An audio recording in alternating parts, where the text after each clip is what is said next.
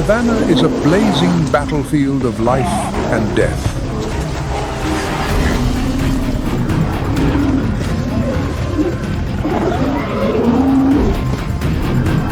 There is no room for error in this brutal game.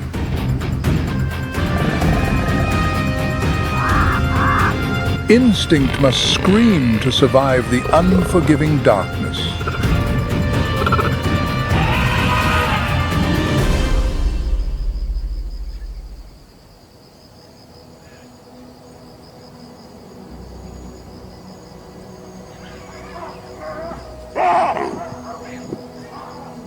In the mythology of the Khoisan people, baboons were once a tribe of humans.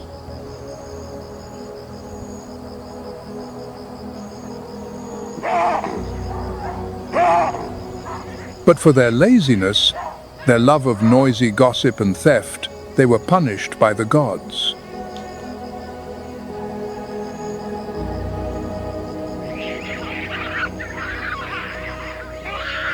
A hoe was transformed into a tail, fused to the spine, forcing them to walk on all fours.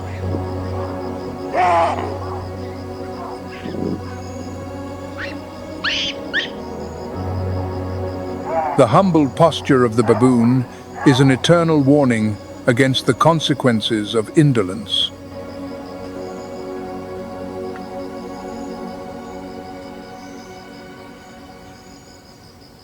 Today, on the savannah, myth has given way to harsh reality, and the brain is their ultimate weapon of survival.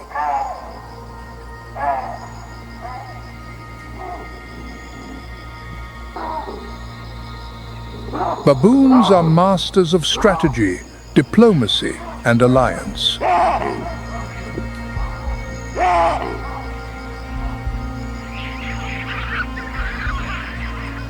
Their lives are woven from complex relationships, silent pacts, and unending confrontations.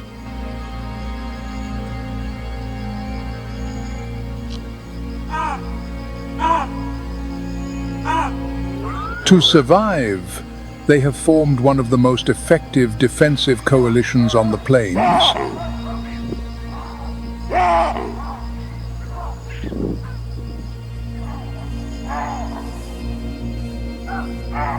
Stems not from altruism, but from cold calculation.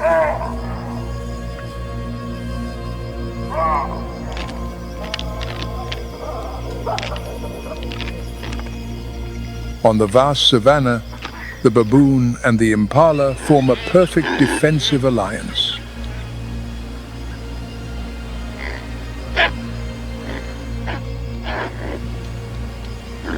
The impala's hearing and sense of smell are far superior.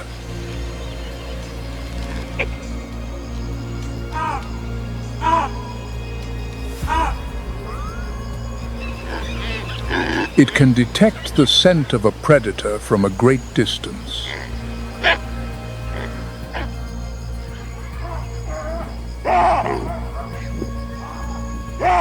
Meanwhile, the baboon, with its elevated position and sharp vision, can survey any movement on the horizon.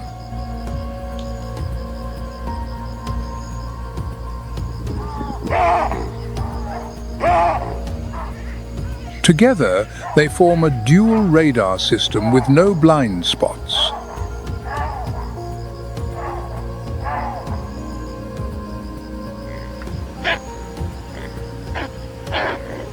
Against such a mixed group, a leopard's success rate falls below 20%.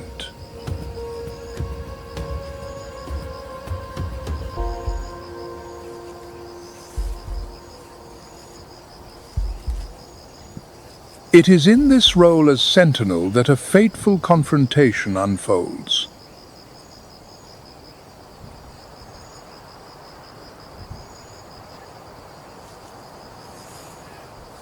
Their greatest nightmare, Africa's most successful solitary predator, is concealed in the bush, the leopard.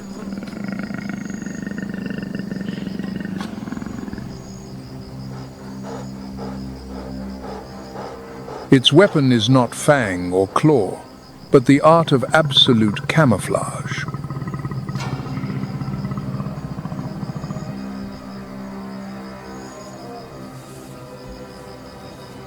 A coat of rosettes breaks up the body's outline, allowing it to merge with its surroundings.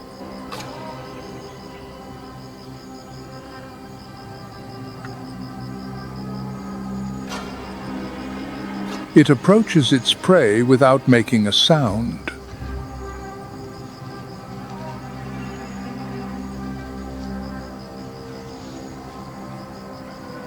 But the leopard commands only the space before it, having neglected the sky above.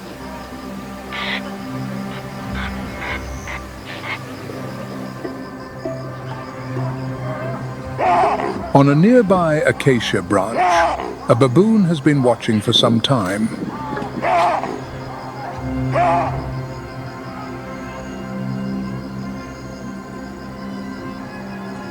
With trichromatic vision, like that of a human, it clearly distinguishes every movement in the landscape.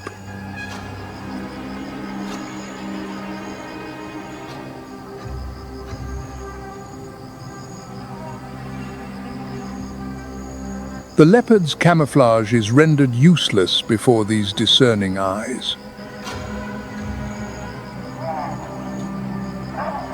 A short, dry bark shatters the silence.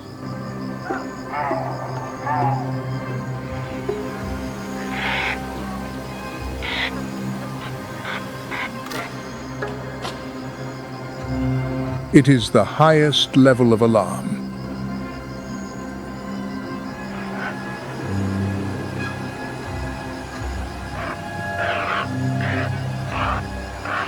The impala does not think. It reacts on pure instinct.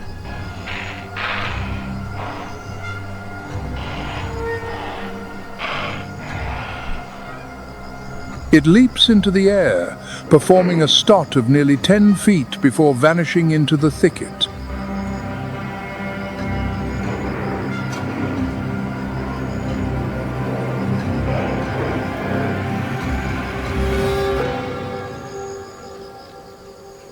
The hunt is over before the leopard has even begun.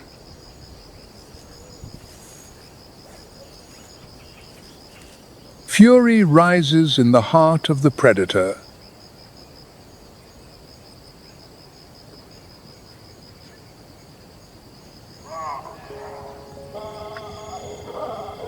While the baboon troop cheers in exhilaration, leaping triumphantly in the high branches, below, the leopard retreats with an empty stomach.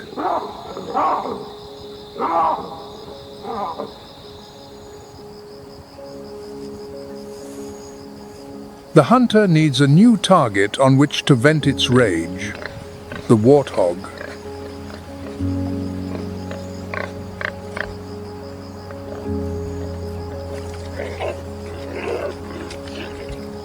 One should not be deceived by its ungainly appearance.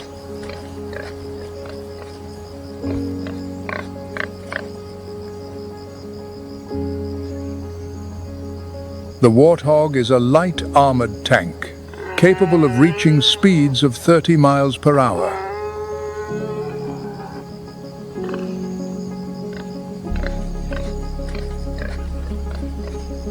It possesses 2 pairs of curved razor-sharp tusks, honed continuously every time it opens its mouth.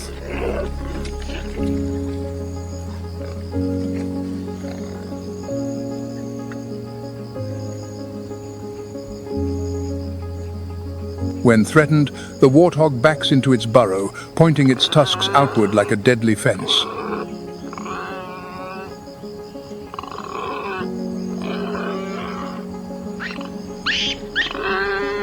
The burrow's entrance becomes an impregnable fortress.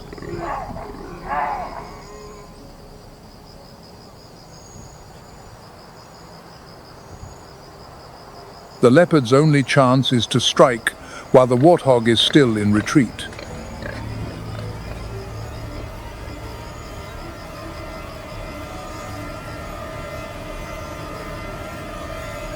The warthog's vision is poor.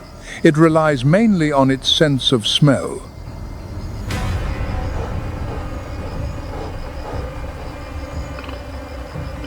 The leopard launches like a golden arrow.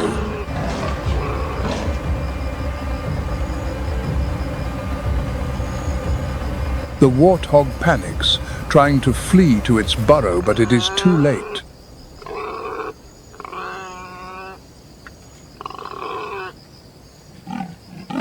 A precise bite to the throat ends all resistance.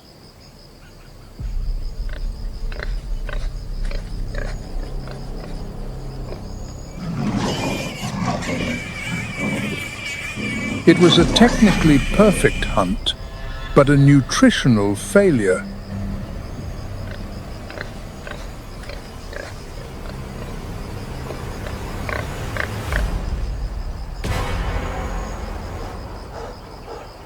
The hunger remains, and the image of the baboon still haunts the leopard's mind.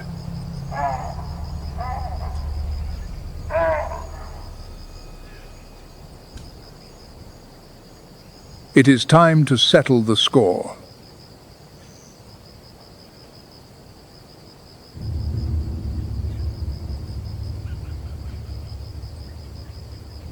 Dusk descends, and darkness envelops the savannah.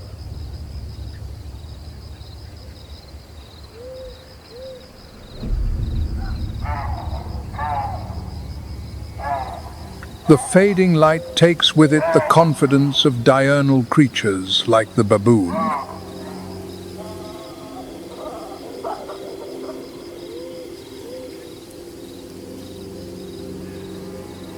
But for the leopard, this is when the true performance begins.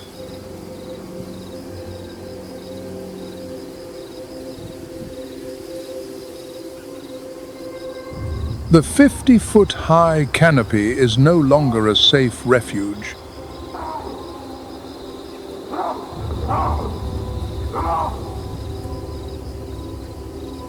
Behind the leopard's retina lies a secret weapon, the tapetum lucidum.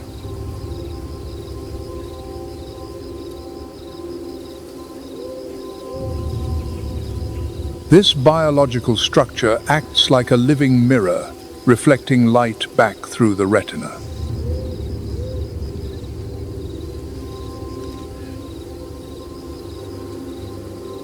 As a result, the leopard's eyes gather light 7 times more effectively than human eyes.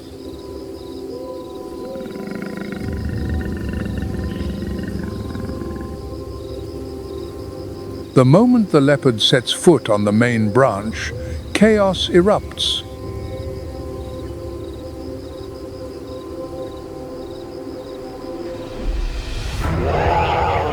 There is no defensive formation, no alarm call, no resistance.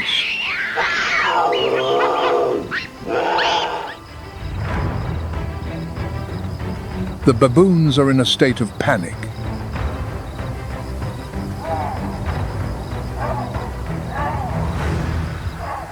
No one sees the enemy.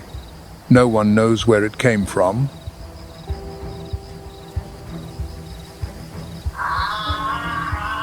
The leopard glides through the turmoil with a terrifying calm.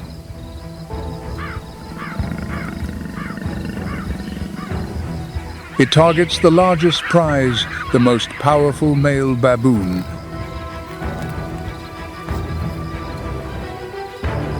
Its steel-like jaws clamp down on the prey's skull.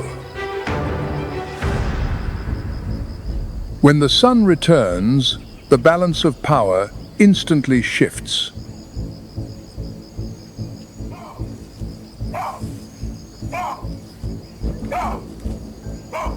The baboons regain their trichromatic vision and, more importantly, the confidence of their numbers.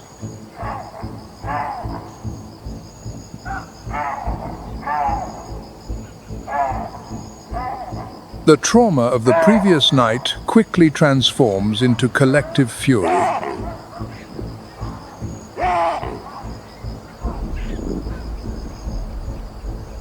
More than 50 baboons forge a menacing semicircular cordon.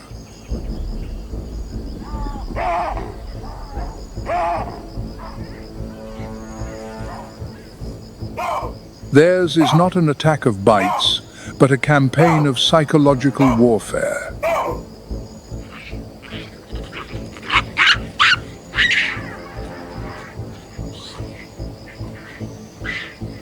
The leopard, a solitary predator, is suddenly dwarfed by this hostile assembly.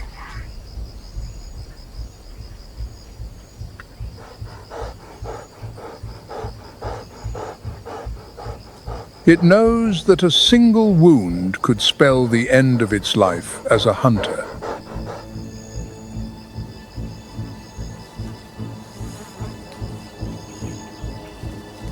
This overwhelming imbalance of power forces a retreat.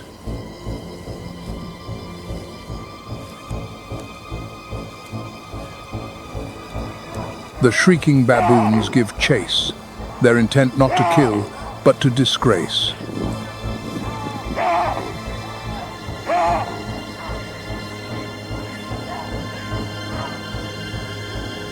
This is their most satisfying retribution.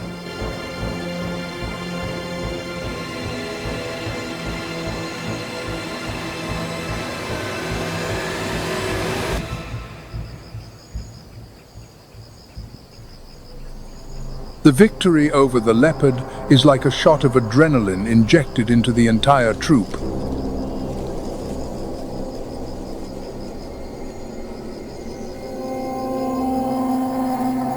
A wave of euphoria spreads, driving them to challenge the very throne of the savannah.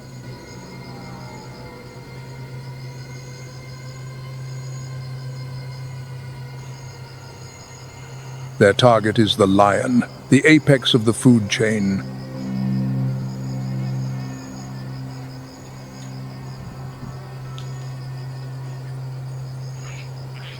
They are not so foolish as to attack a 290-pound adult lioness.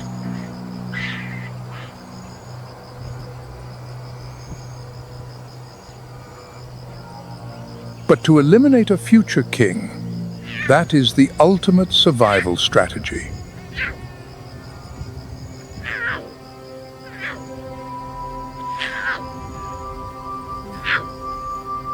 When hunger compels the lioness to hunt, her cubs are left hidden in the thicket.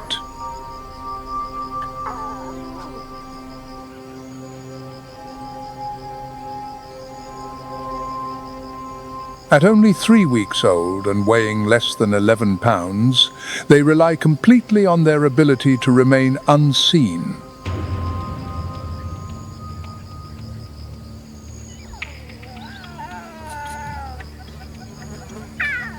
Their spotted coats provide camouflage in the dappled light.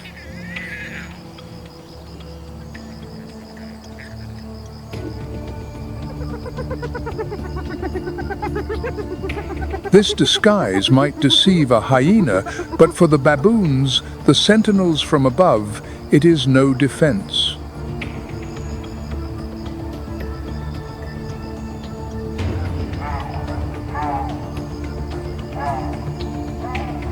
Having spotted their target, the troop approaches with a clear strategy: to seize the young.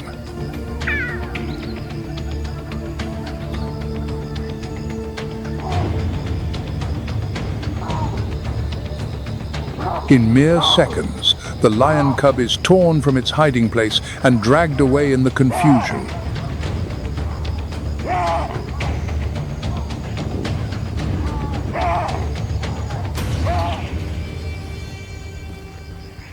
By the time the lioness returns, it is too late. The thicket that once sheltered her young is now empty and cold.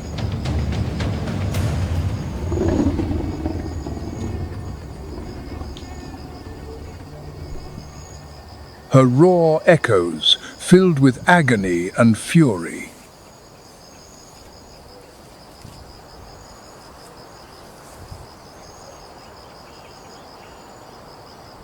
But the baboons are already in the high branches, far beyond the reach of her claws.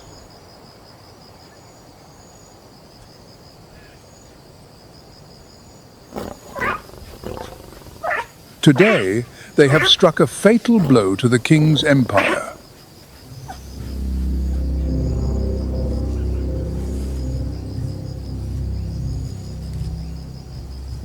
The pain of losing a child cannot fill a stomach roaring with hunger.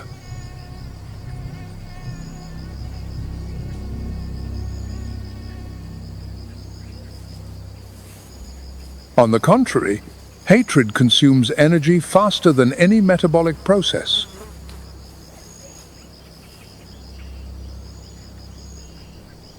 To exact her revenge, the lioness needs fuel.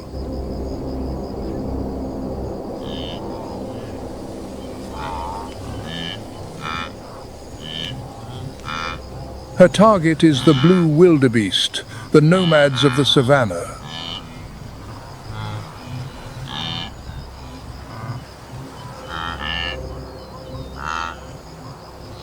A fully grown male can weigh up to 550 pounds, a mobile fortress of muscle with a pair of scythe-like horns.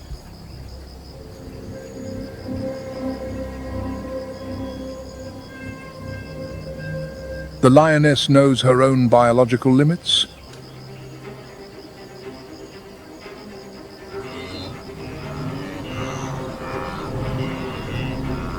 With a heart that is small in proportion to her body, she cannot sustain a long chase.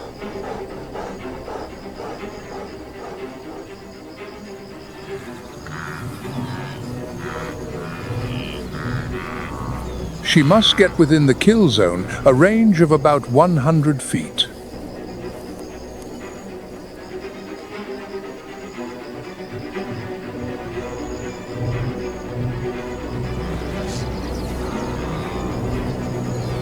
An opportunity arises when a wildebeest strays from the herd.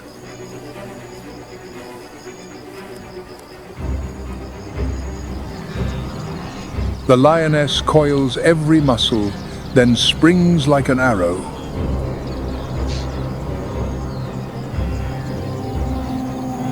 The impact is like a motorcycle hitting a brick wall.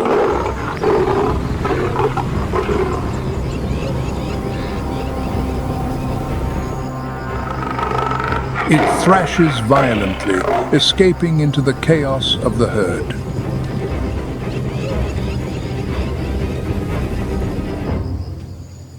The lioness watches, helpless, as her quarry disappears among hundreds of its kind.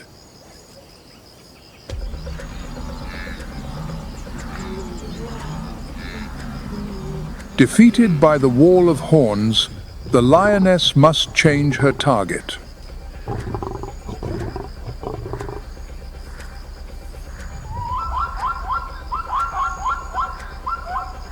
She turns her attention to the noisy neighbors who always travel with the wildebeest, the plains zebra.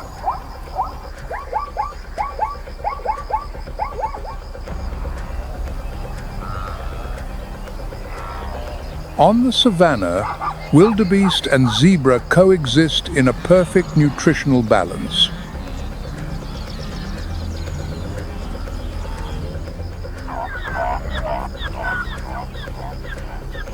The zebra graze first, consuming the tougher, older grasses.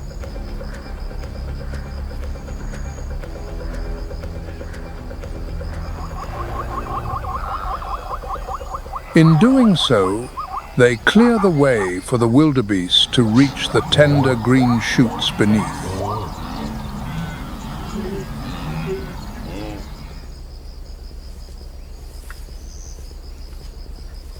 But for a lion, a herd of zebra presents a complex visual puzzle.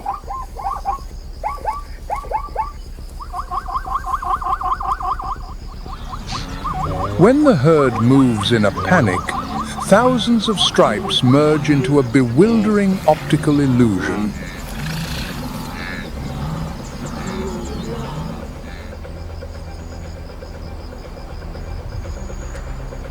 With her monochromatic vision, the lioness cannot distinguish one individual from another.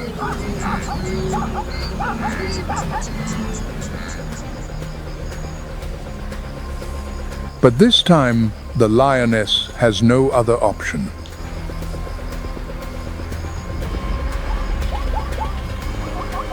Hunger has sharpened her senses to their absolute peak.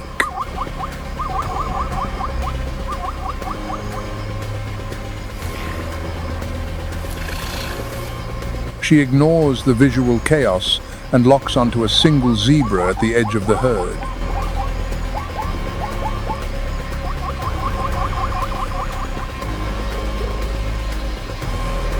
It is a weak link in the defensive chain.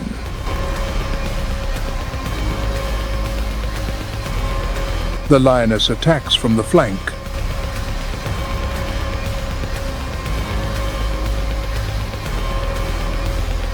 Her knife-like claws sink deep into the zebra's flesh.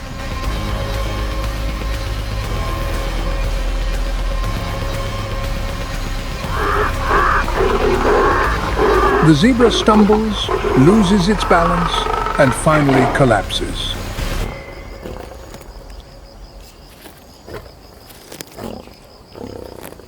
A bite to the trachea, and all resistance ends in silence.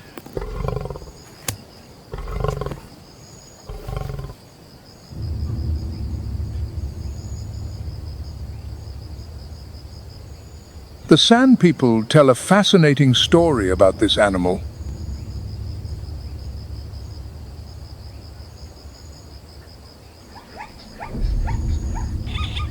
Long ago, the zebra's coat was entirely white.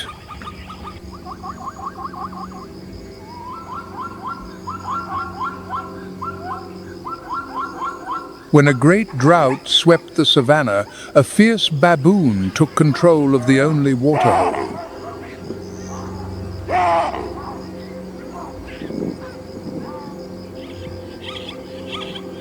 The zebra bravely rose to challenge the baboon.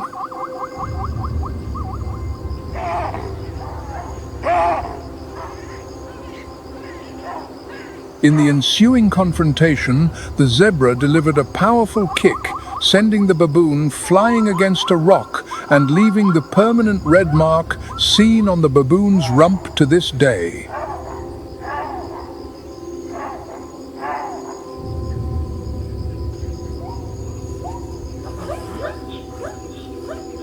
However, in the struggle, the zebra lost balance and fell backward into a fire.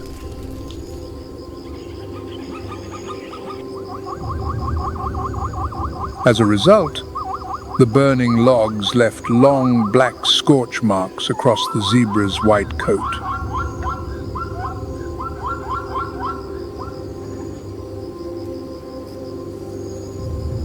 The energy from 110 pounds of zebra meat is converted into raw, muscular power.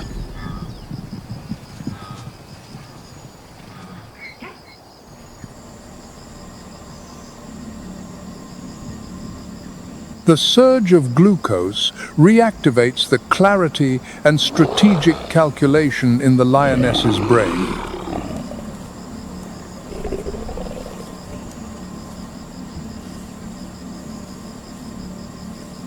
It is time to execute a brutal plan of revenge.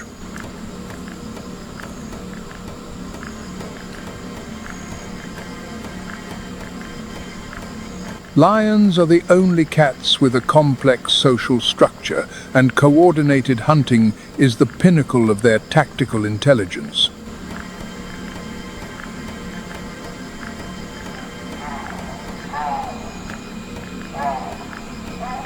But this time, the tactic is not a complex encirclement.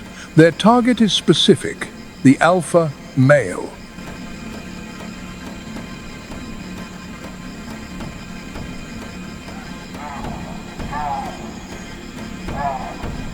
Complacent, after his victory, the alpha baboon makes a fatal mistake, straying from the protection of his troop.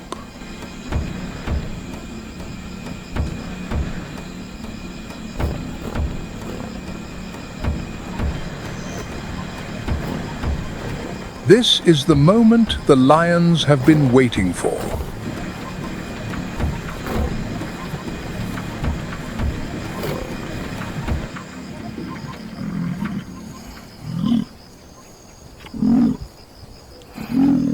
But they do not anticipate that their roars of victory and the chaos of the hunt have unintentionally awakened the fury of an implacable foe. The Cape buffalo.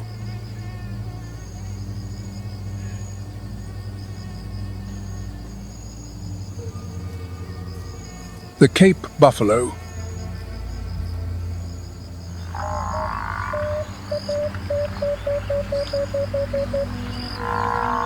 This is an act of proactive, defensive aggression.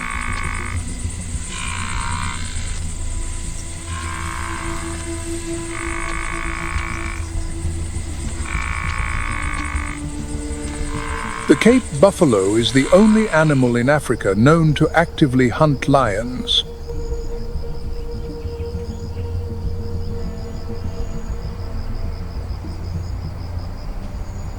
The lion pride's perfect ambush rapidly disintegrates.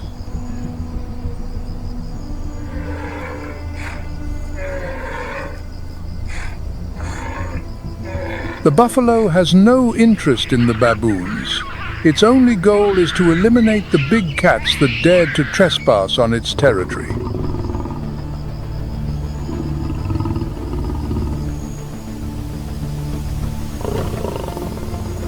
Amidst the chaos, the lions are forced to abandon their kill to save themselves, giving the baboons a chance to escape to the safety of the high branches.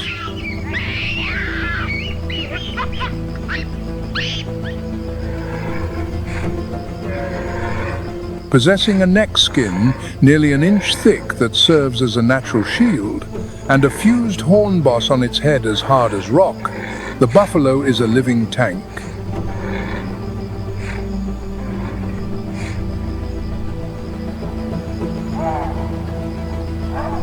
The baboons have survived by a simple principle. The enemy of my enemy is my friend.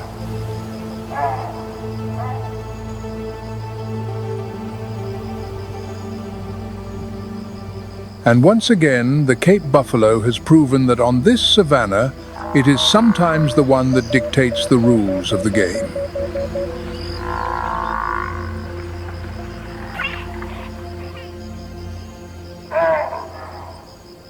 Having survived life-or-death confrontations with the kings and phantoms of the savannah, the baboon troop now faces a new reality at the edge of the dense forest.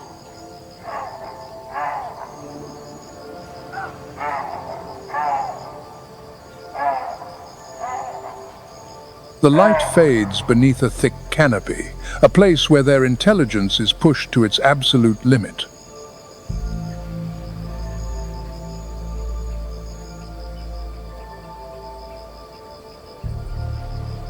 This is the domain of the chimpanzee.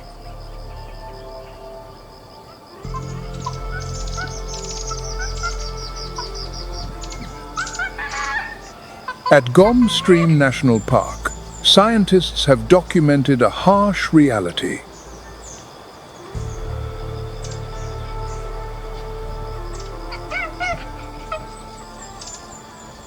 Chimpanzees have an intense craving for animal protein.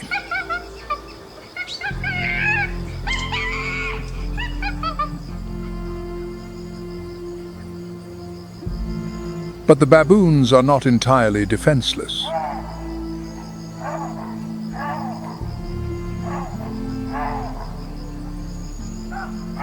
The wahoo call rings out like an alarm, and the entire troop reacts instantly.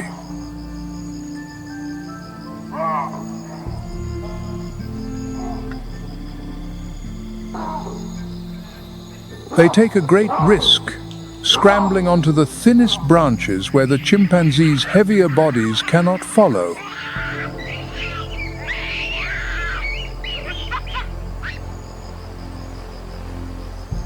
Here, their smaller size becomes their greatest advantage for survival.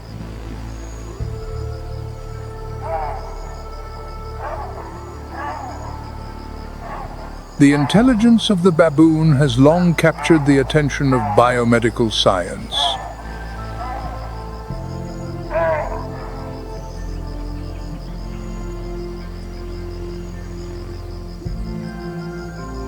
They share up to 94% of their DNA with humans and have organs of a similar size.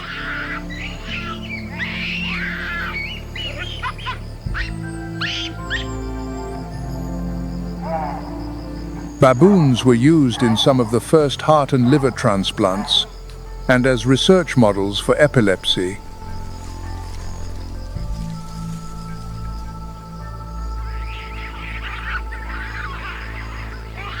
Their silent suffering in laboratories remains an ethical debate without end.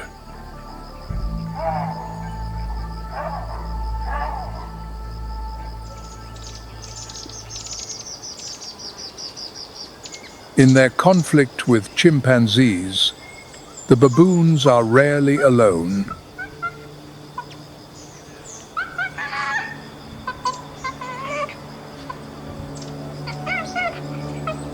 Sometimes, the chimpanzee's hunt is met with an unexpected obstacle.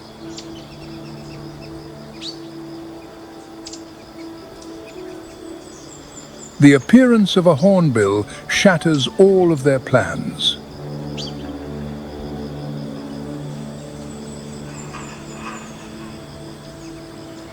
Lacking the fine serrations on its primary wing feathers, the hornbill's aerodynamics are poor.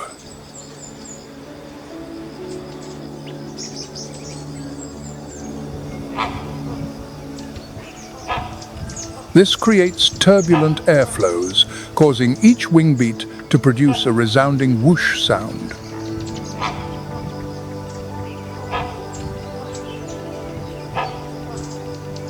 At a distance of over 300 feet, the noise can reach 70 decibels.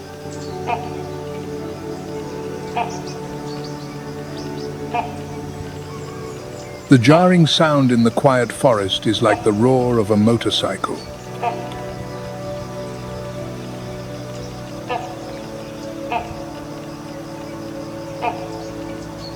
From its vantage point above, the hornbill misses no movement below.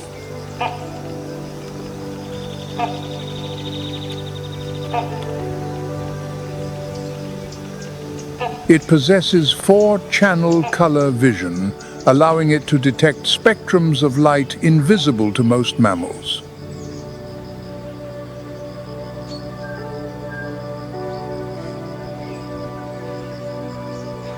To the bird's eyes, the black coats of the chimpanzees stand out sharply against the green foliage.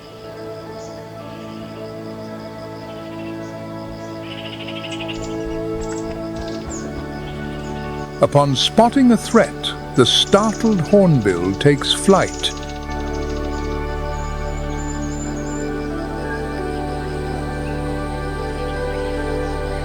Its heavy wing beats and alarm calls echo through the forest.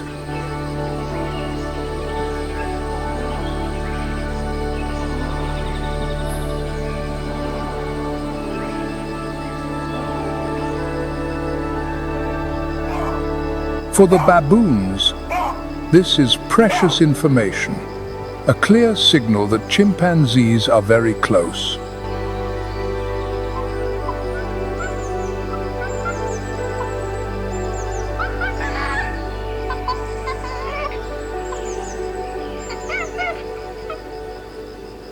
The element of surprise, the key to any successful ambush, has completely vanished.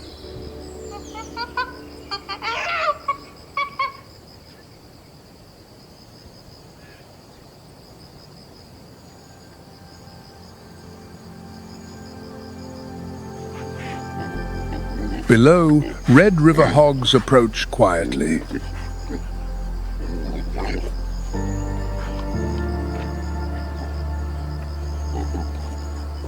They are drawn here by a symbiotic relationship.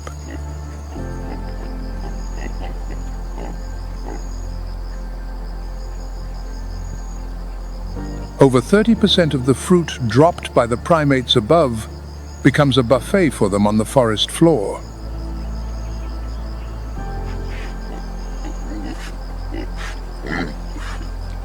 A group of red river hogs, known as a sounder, typically consists of 12 to 20 individuals.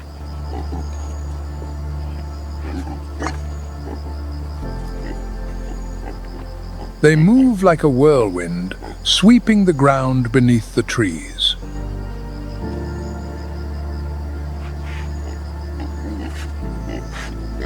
Their snout, with its tough cartilage and elastic nasal disc, combined with powerful neck muscles, turns them into living plows.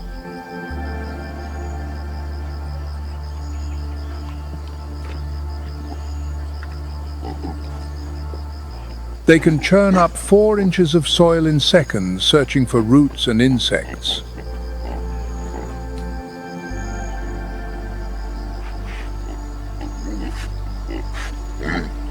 Their sense of smell acts as a highly sensitive biological radar.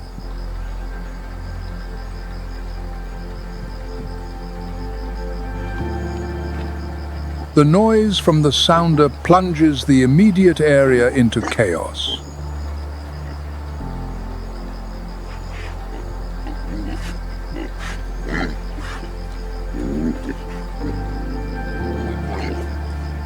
They inadvertently become spoilers of any ambush that relies on the chimpanzee's silence.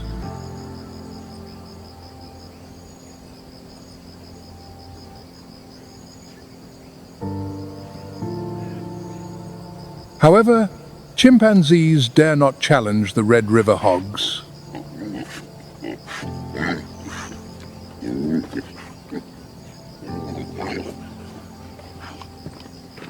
These animals can weigh up to 220 pounds and reach speeds of 22 miles per hour when threatened.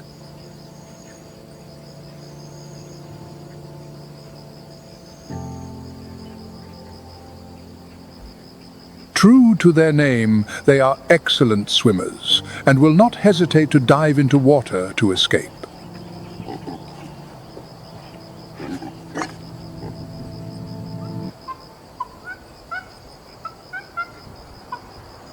But the greatest threat to the chimpanzee's plan comes from the African bush elephant.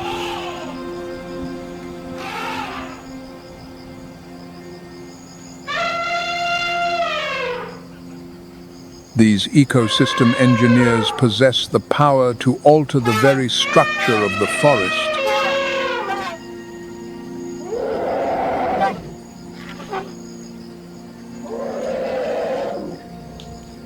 An adult elephant must consume over 300 pounds of vegetation each day.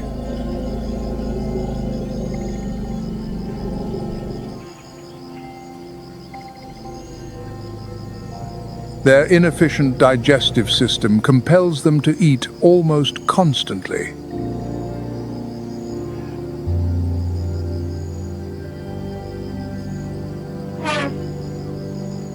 With a trunk containing over 40,000 muscle bundles, they can topple even large trees.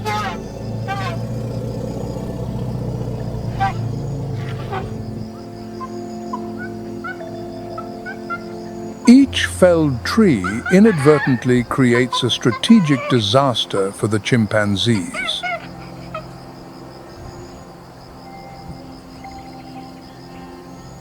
The fallen trunk blocks the aerial pathways they use to corner the baboons.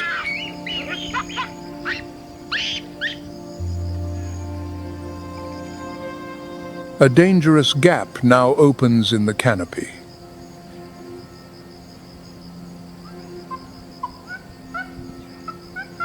The chimpanzees are trapped.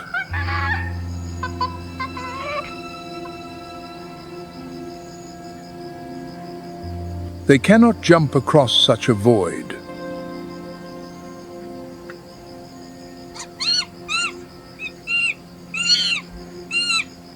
Their only option is to descend to the ground.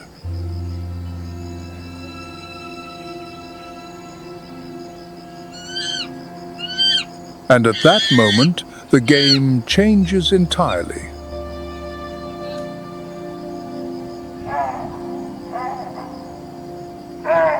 On the flat forest floor, the biological advantage shifts completely to the baboons.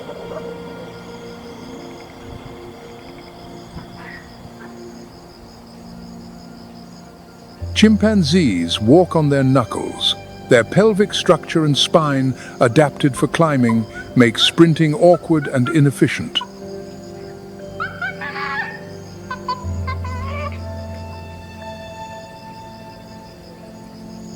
Baboons, in contrast, are true four-legged sprinters.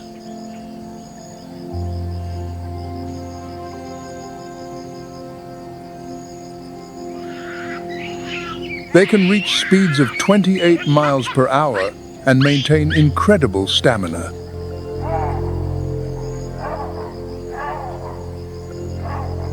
The baboons seize their opportunity, dashing across the open ground and leaving their pursuers far behind.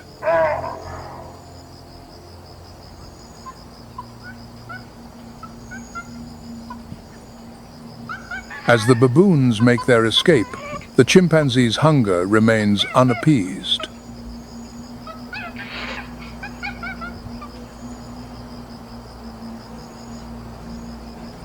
Their gaze shifts to the high canopy, where red colobus monkeys are moving slowly.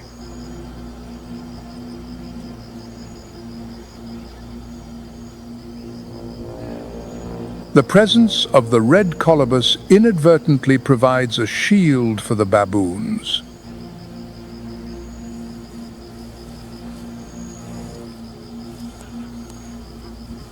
When chimpanzees attack, the red colobus monkeys are almost completely unable to resist.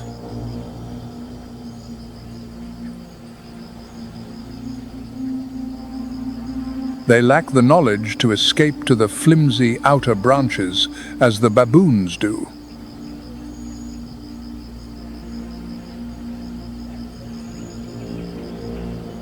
The males gather and scream in an attempt to intimidate, but weighing only 22 pounds and possessing no real weapons, their efforts are futile.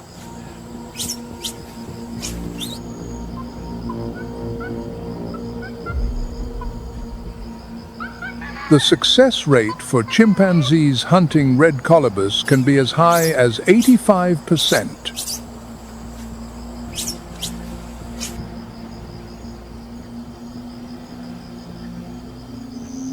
Once a colobus monkey is targeted, its chance of survival is vanishingly slim.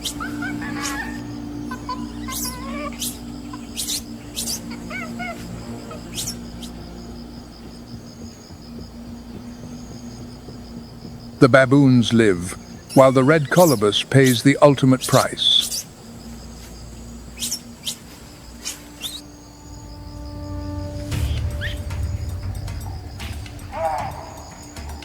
The baboon's survival instincts and intelligence are not limited to defense.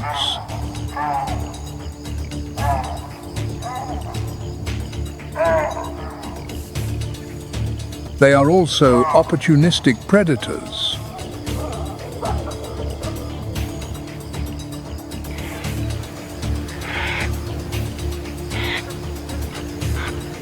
Newborn impala become targets for male baboons in need of protein.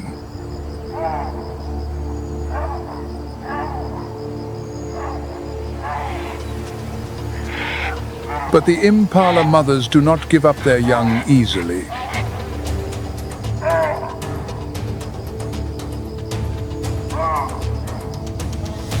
Maternal instinct transforms them into fierce warriors.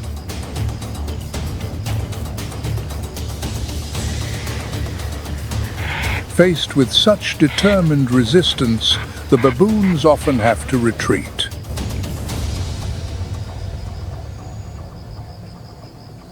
With Thompson's gazelles, the situation is entirely different.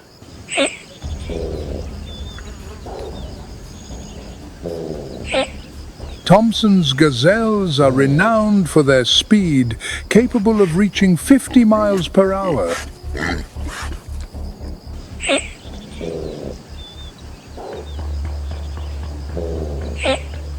But for a newborn fawn, The primary survival strategy is to remain perfectly still.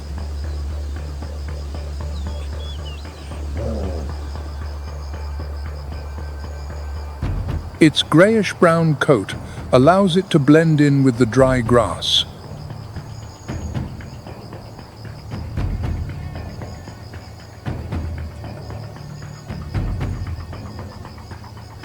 This tactic might deceive a lion or a hyena, but it is useless against the trichromatic vision of a baboon.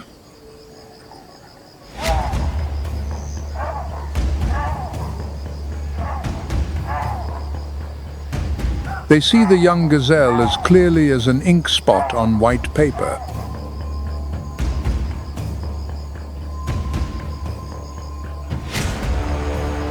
There is no sound to give warning.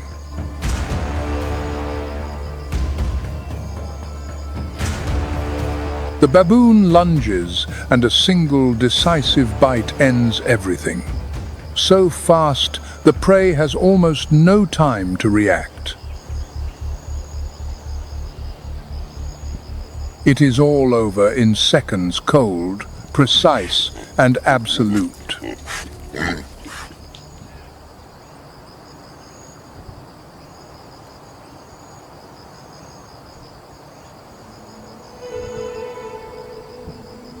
Escaping the claws and jaws of the land does not mean an end to all danger.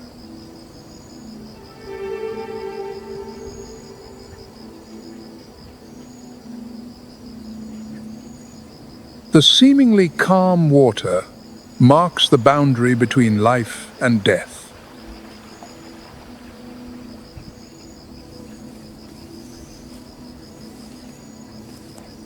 They know that here, all of their survival advantages are rendered useless.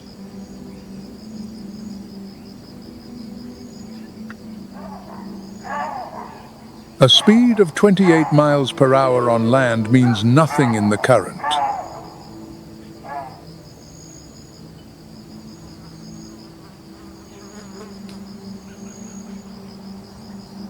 Their phenomenal climbing skills are of no use.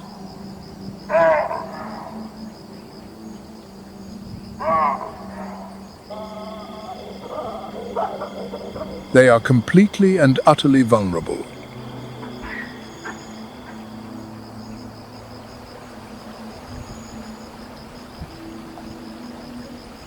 And the enemy that waits here is a killing machine, perfected over 200 million years.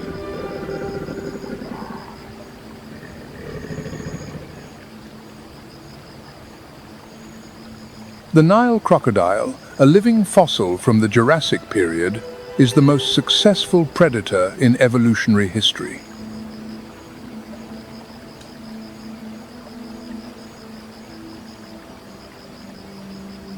It has no need for pursuit.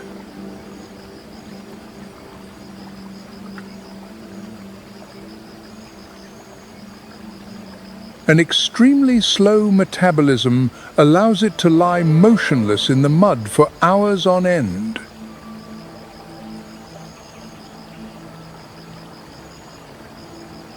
The flat surface of the river is a perfect visual illusion.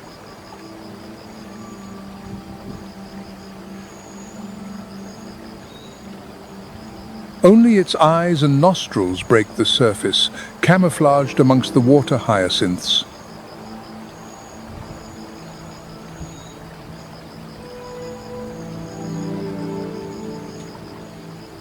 On the crocodile's snout are hundreds of dermal pressure receptors visible as small black dots.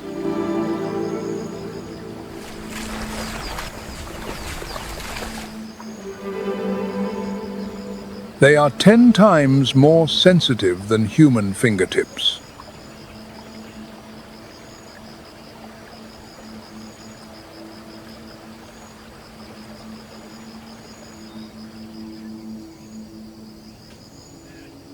Amid this relentless cycle, life is sustained not only by muscular strength, but by a symphony of intellect and calculated alliances.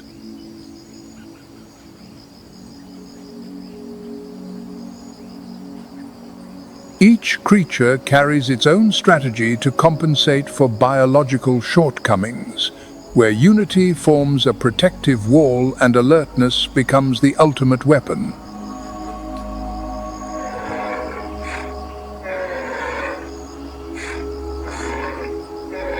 This game has no room for error, for every fragile gap is a boundary of fate.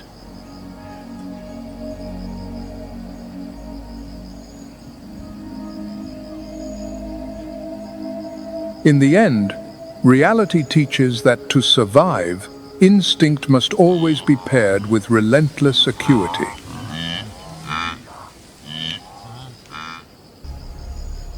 On the vast plains of Uganda, peace is a fleeting luxury.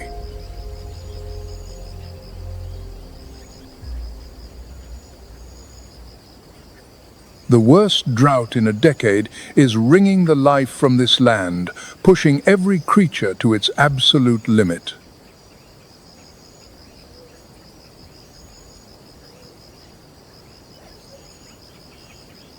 And when desperation reigns, the most primal of conflicts will ignite.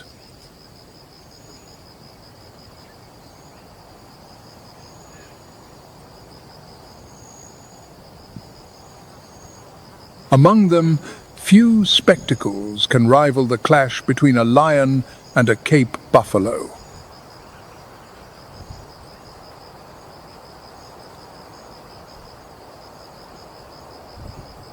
On one side, the continent's most fabled predator.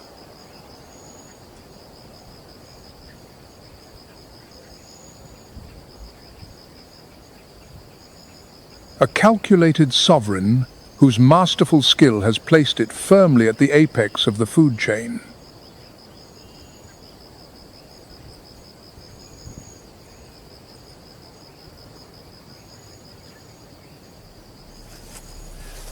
Leading the charge are the males, gliding through the tall grass like gilded phantoms.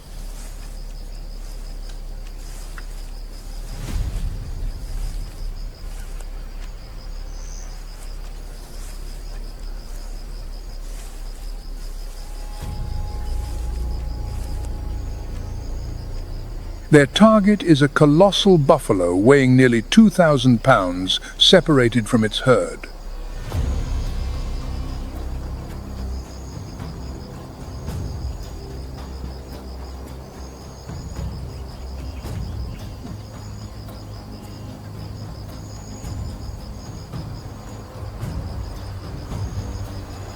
The hunt begins, and the savannah transforms into a battlefield.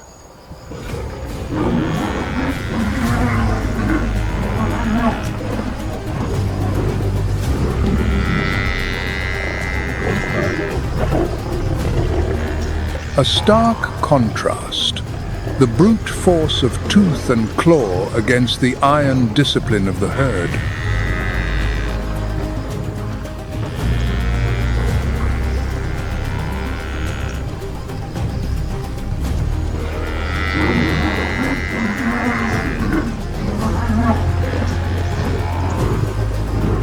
To hunt a buffalo is a perilous gamble.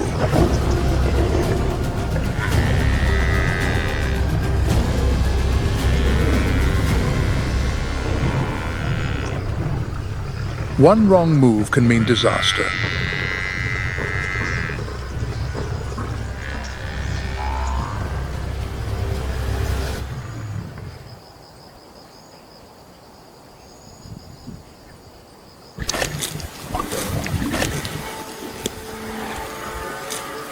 A primal struggle that has echoed across the African wilderness for countless generations.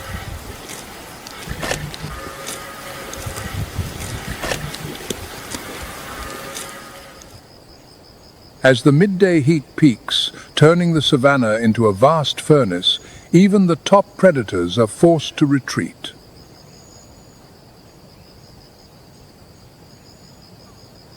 Sated and weary, the lions withdraw into the sparse shade of thorn bushes, leaving the buffalo carcass to the blistering sun.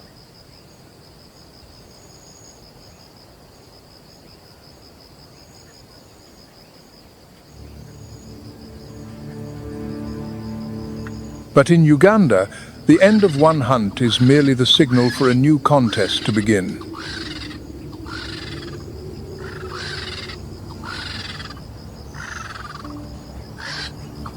The feast is now passed to the great scavengers.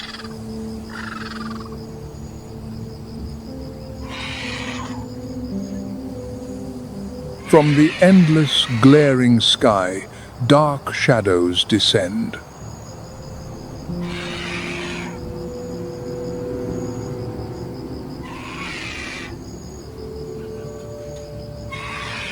Vultures, the masterful navigators of the upper air, have sensed death from miles away.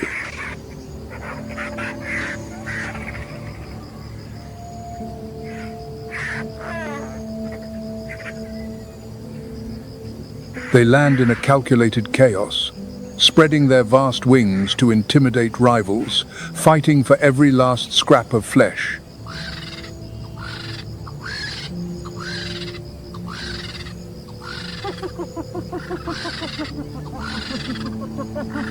Yet their dominance is short-lived.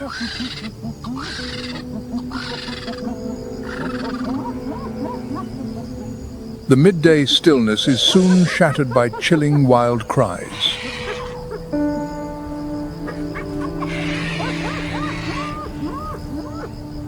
A clan of spotted hyenas arrives.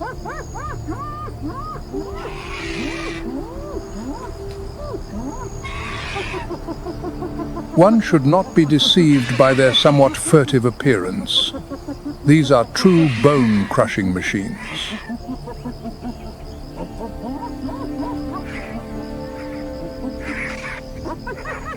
With a tyrannical bite force, they effortlessly tear apart the ribcage the lions left behind.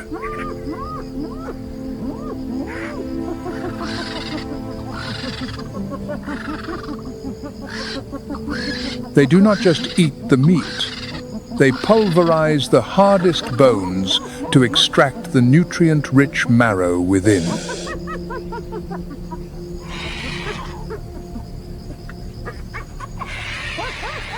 Every crunch is an assertion of their absolute power in the second tier of the food chain.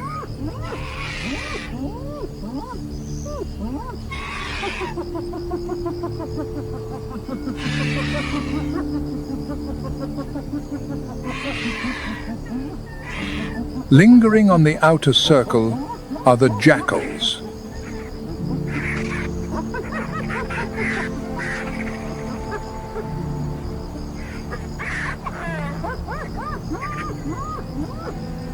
Small but cunning, they wait patiently, their furtive eyes tracking the rhythm of the hyena clan.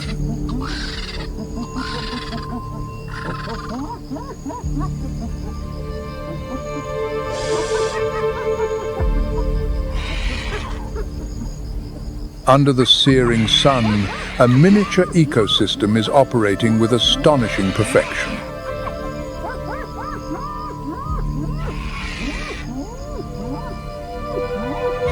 Blood, flesh and bone, nothing is wasted.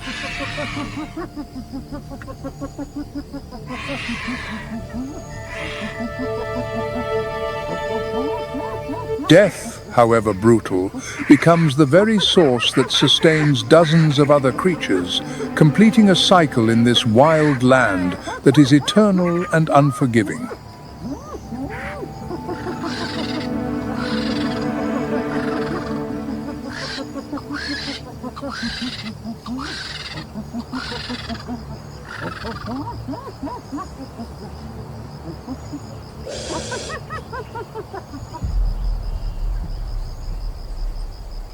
Deep in the heart of East Africa, Uganda emerges as an ancient, wild kingdom, where life still flows to a primal rhythm.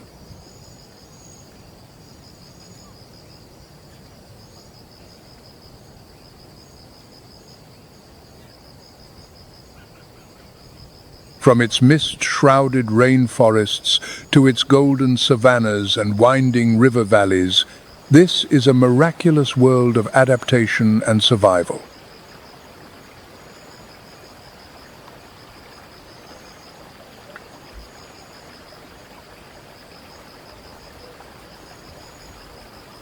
Here, every creature, great and small, plays an indispensable role in nature's grand symphony.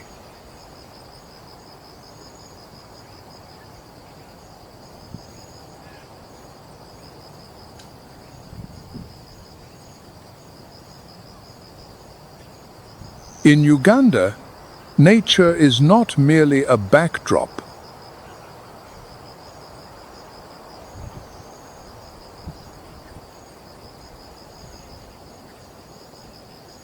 It is a living story told in every footprint on the soil, every call from the treetops, and every ripple on the river's surface.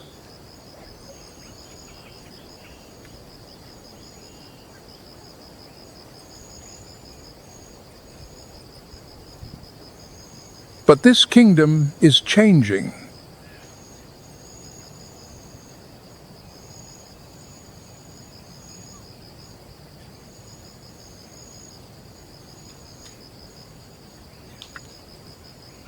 Survival no longer demands adaptation just to the tooth and claw of a predator.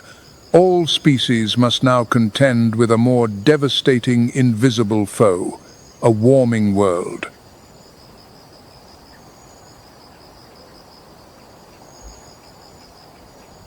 The wilderness is forced to write a harsher chapter with every dawn.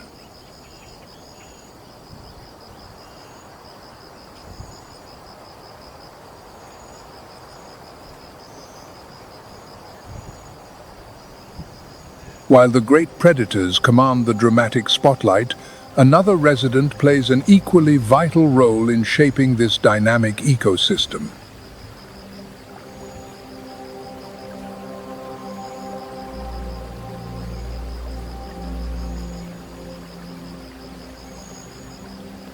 The African elephant, the largest land mammal on the planet.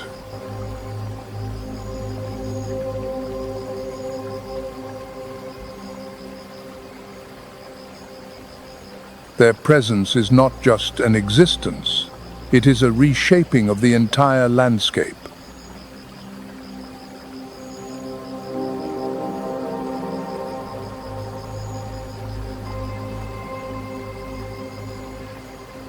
With a diet consisting entirely of vegetation, a single adult can consume between 330 and 440 pounds of plant matter each day.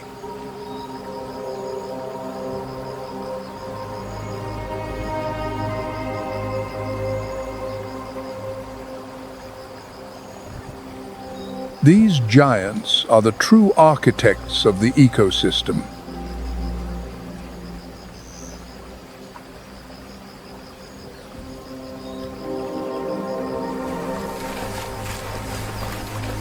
By toppling trees, they create open spaces, allowing sunlight to reach the ground and encouraging the growth of fresh grasses, the lifeblood of zebra and antelope.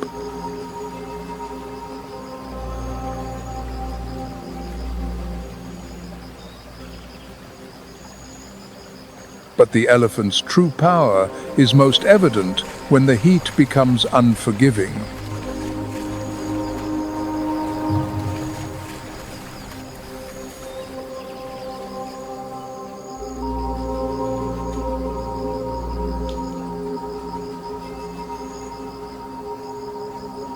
In the dry season, when riverbeds are but hot sand and resources are scarce, elephants display a remarkable intelligence and ingenuity.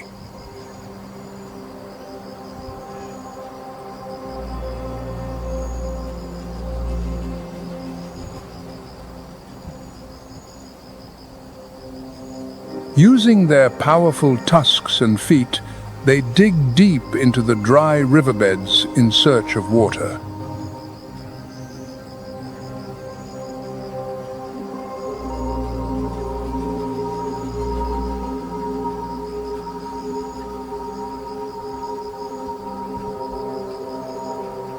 Beneath the scorched sand, they reach the water table.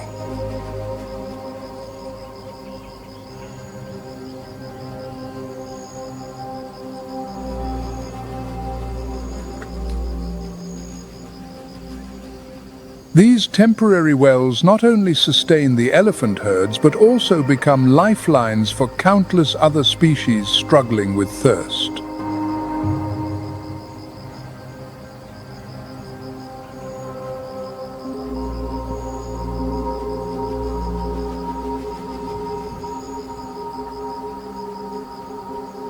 Without the elephant's excavations, death would be the certain fate for many smaller creatures.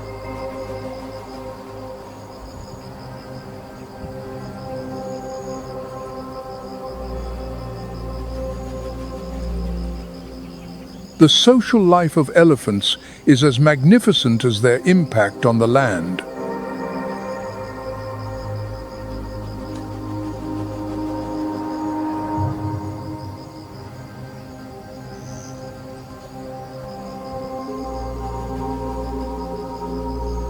Led by an experienced matriarch, these tight-knit family units hold knowledge of secret water sources and safe migration routes passed down through decades.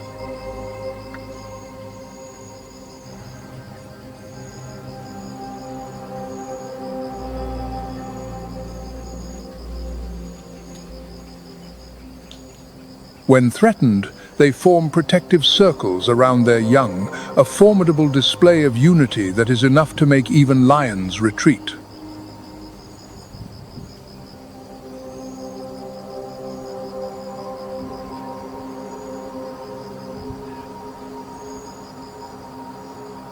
In this land, one realizes a profound truth.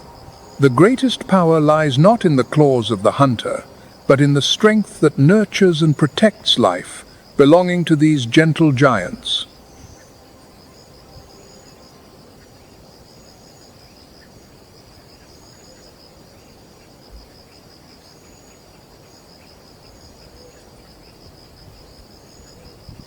As the giants' footsteps fade into the dusty haze, the legacy they leave behind begins to speak.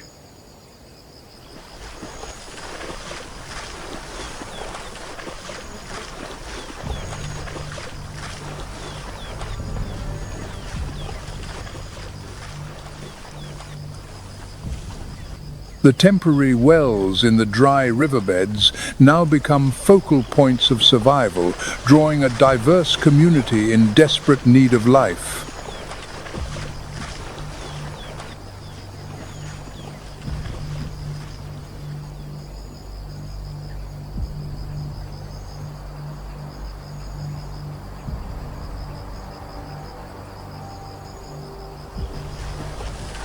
The warthog enters, with its rugged appearance and an unshakable spirit of determination.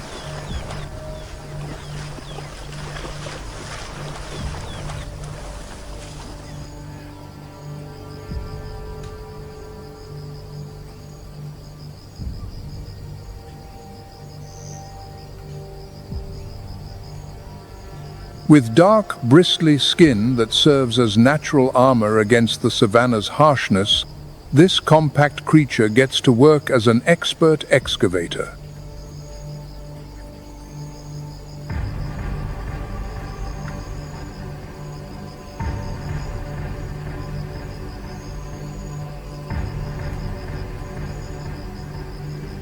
Its snout easily breaks through the hard-packed earth to find roots and hidden nutrients.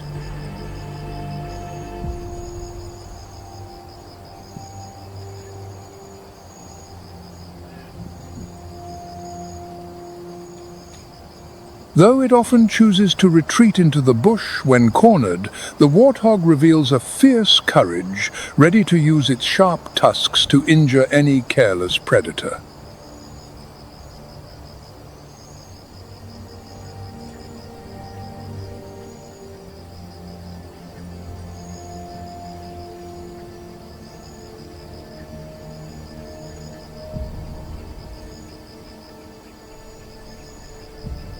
Its strength and resolve make it a surprisingly formidable opponent, even for the savanna's heavyweights.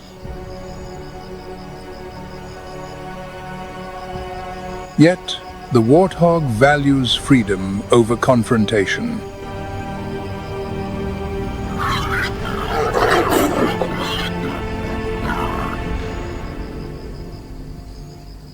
Whenever it senses an escape route, it will bolt towards dense vegetation or nearby burrows, using the landscape to conceal itself and evade danger.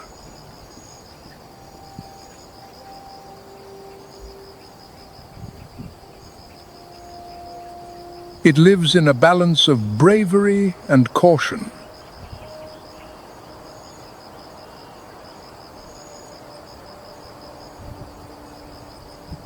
And that delicate blend is what ensures its survival in one of Africa's most challenging environments.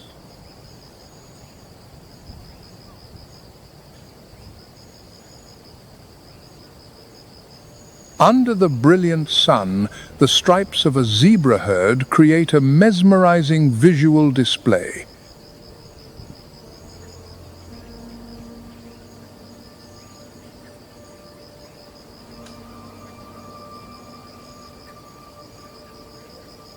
Their bold black and white patterns are more than just individual markings. They are a living defense system.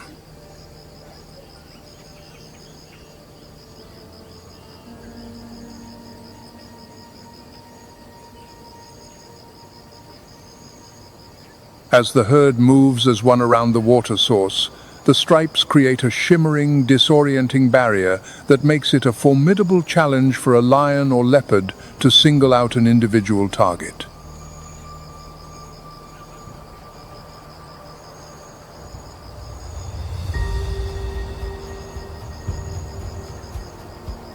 The silence is broken by the explosive leaps of the impala.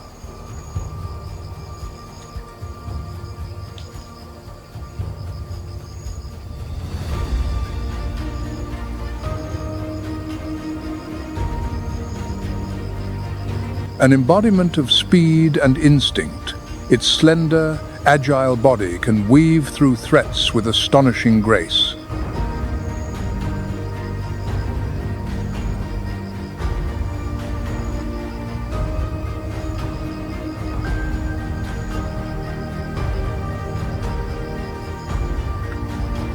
Each bound into the air is not merely flight, but a calculated display of evasion, a life preserved by the narrowest of margins.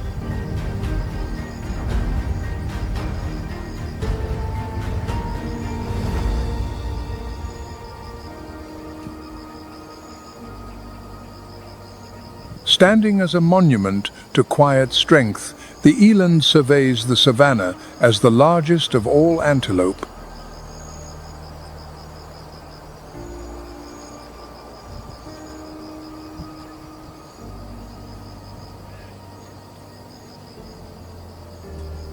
With remarkable heat tolerance, the eland can extract nutrients from the driest, toughest shrubs that other species ignore.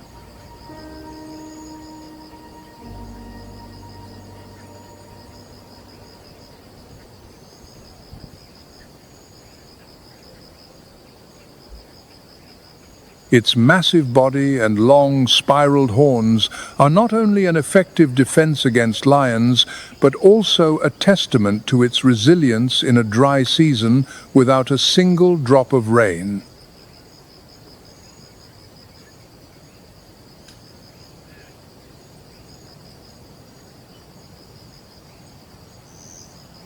The eland can extract essential nutrients from dry, coarse vegetation, which many herbivores struggle with, and can survive without constant access to large water sources.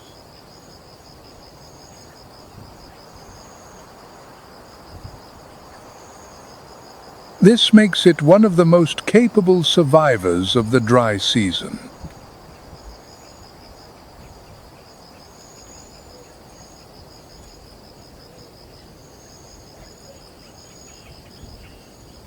With its superior height, it browses on leaves and branches beyond the reach of other animals, accessing food in areas smaller species cannot.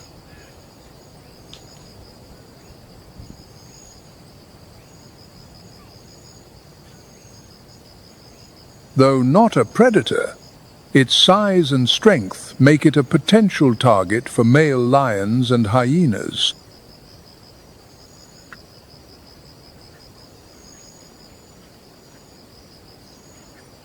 However, its muscular legs and formidable horns provide an effective defense, and its ability to move into more rugged terrain further increases its chances of survival.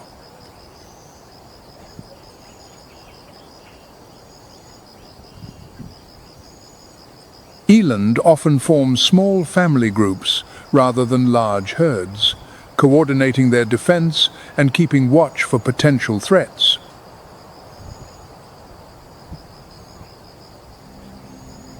Their presence on the savannah is a reminder of nature's resilience, where sheer strength and adaptability ensure that life persists even in the harshest conditions.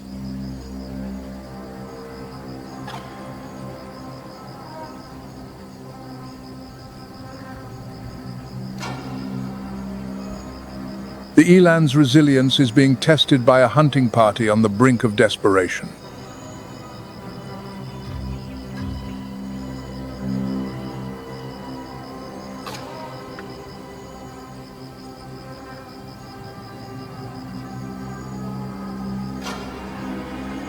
Concealed in the thorn scrub, a pride of lionesses.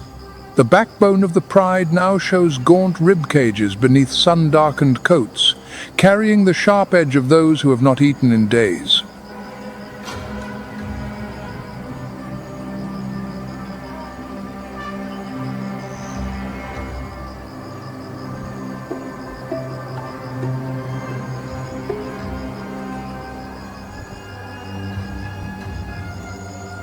In their desperation, they take their positions, moving like golden specters through the dry grass.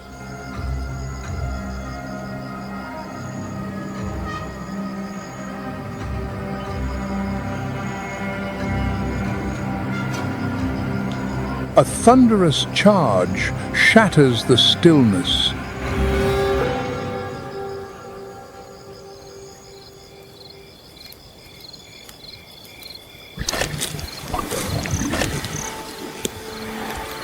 Though the eland possesses formidable horns and a massive frame, it cannot withstand the devastating coordination of a pride maddened by hunger.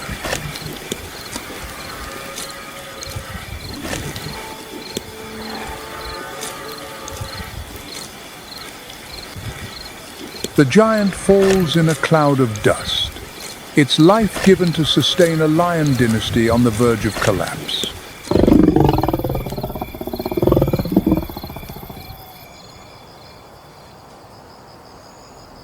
Not far away, topis stand proudly on elevated mounds of earth.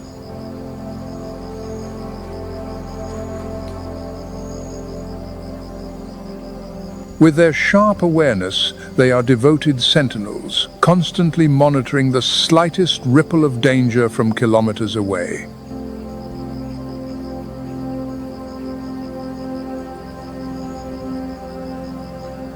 They are well adapted to harsh areas with little water and use dense vegetation for cover when threatened, relying on speed and agility to escape their enemies.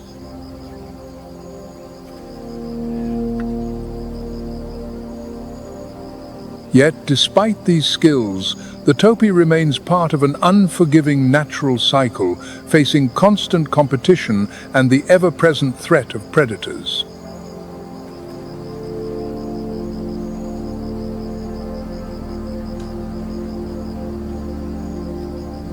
Socially, topi form small family groups or medium-sized herds.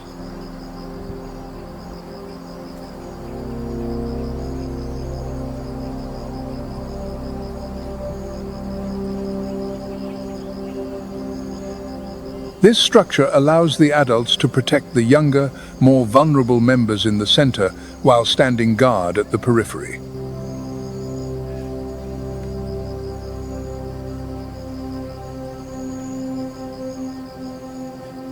The cooperative behavior of these groups highlights the importance of teamwork and vigilance for survival in the challenging savanna environment.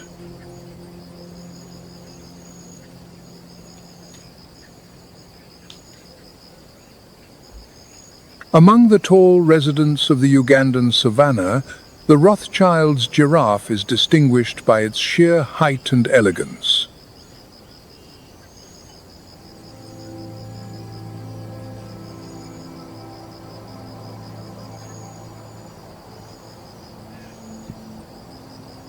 Its long legs and a neck, adorned with distinctive patches, make it one of the most majestic creatures in the region.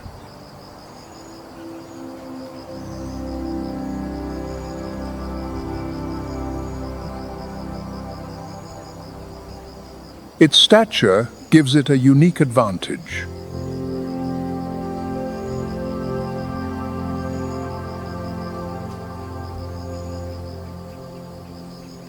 It can browse on leaves that other herbivores cannot reach, reducing competition and ensuring access to the best resources.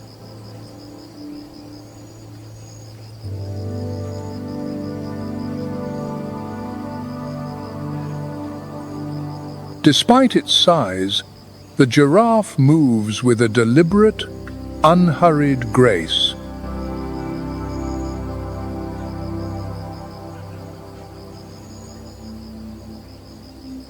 It browses slowly while maintaining a vigilant watch over its surroundings.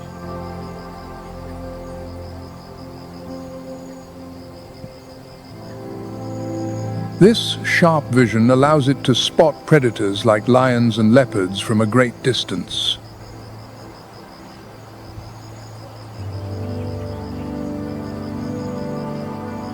And if threatened, it can defend itself with powerful forward kicks, strong enough to deter most attackers.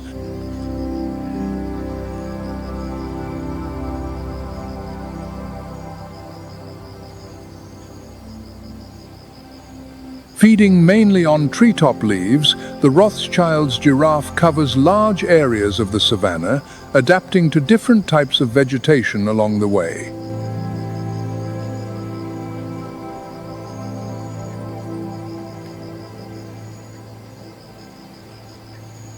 This constant movement helps it stay healthy and resilient, making the most of the land while living in harmony with the natural cycles of its environment.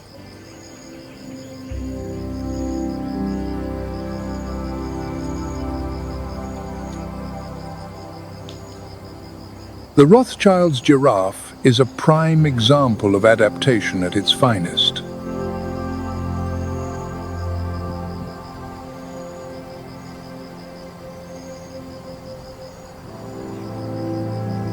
Its height, strength, and vigilance combine for survival in a competitive ecosystem.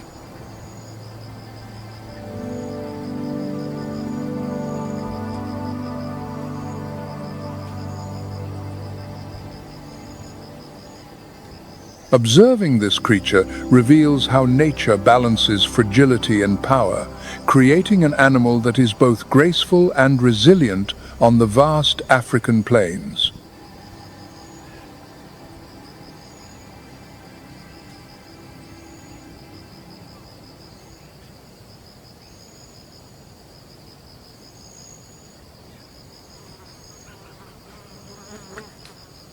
But as the heat continues to tighten its grip, even the most reliable wells begin to run dry.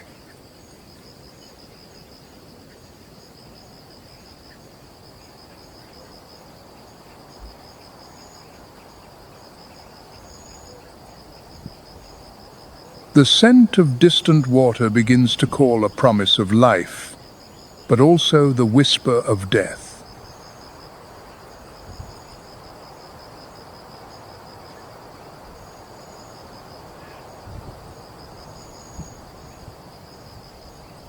From the cracked grasslands, survival instinct drives the herds away from the protection of the giants and towards the lower reaches of the Nile.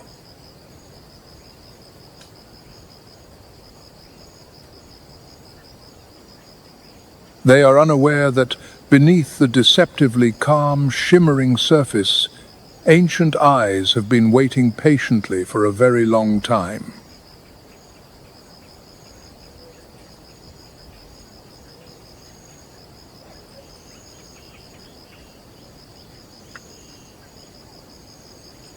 A new battlefield is opening, where the victor is not the strongest, but the one who can wait for the perfect moment.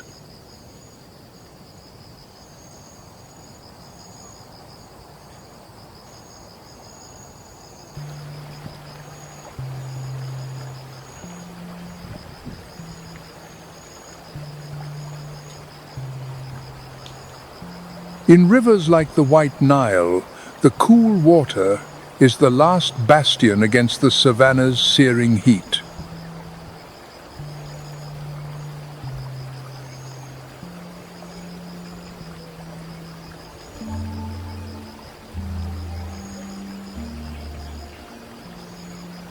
The hippopotamus, the river's lumbering giant, spends most of its life submerged to protect its sensitive skin from the scorching sun.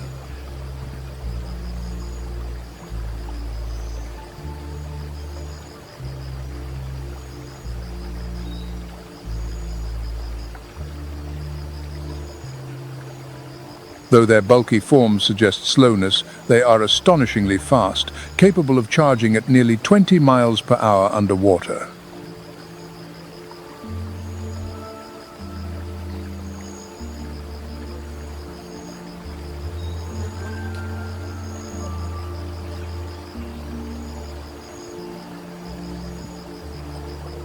The merciless drought is forcing this creature into a dangerous trade-off.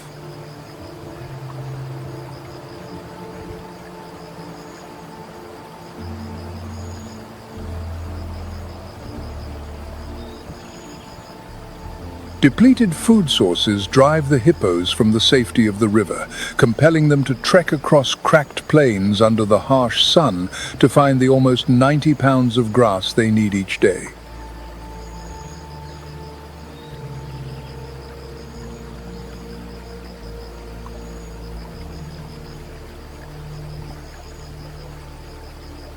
Despite their seemingly lethargic demeanor, they are among Africa's most territorial and dangerous animals.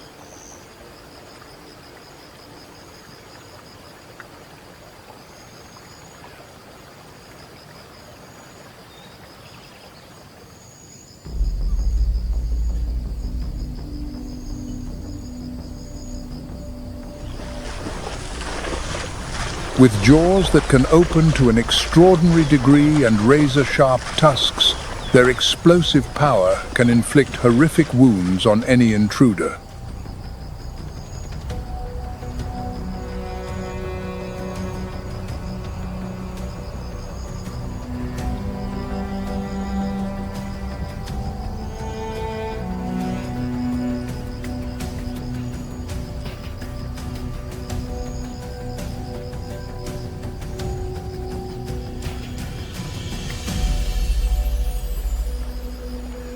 But the hippos are not the river's only nightmare.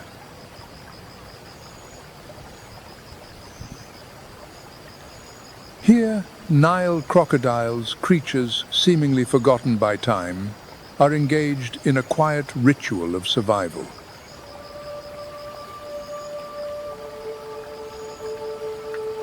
These ancient predators are basking, claiming the most strategic positions along the water's edge.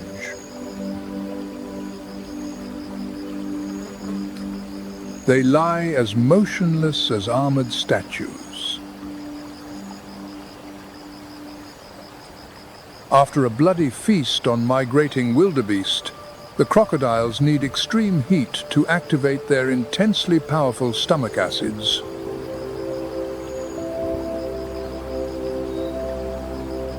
Lying side by side, they create a thermal advantage. The heat from one body warms another, forming a vast biological furnace to digest everything from femur to hoof.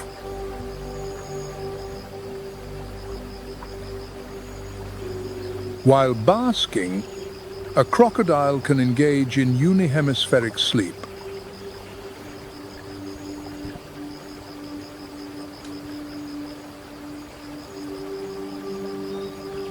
One half of the brain rests, while the other remains fully alert, ever watchful for enemies.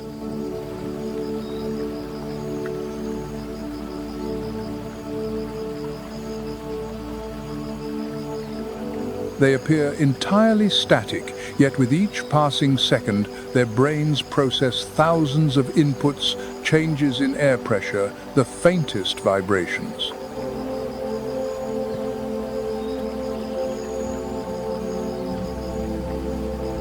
This is not lethargy. It is the storing of power for a single decisive moment yet to come. But the order of this riverbank is about to be challenged by a force from the mainland.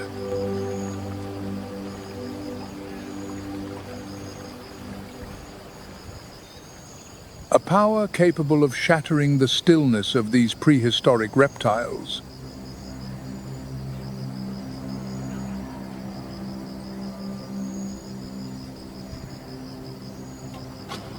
A herd of African elephants emerges.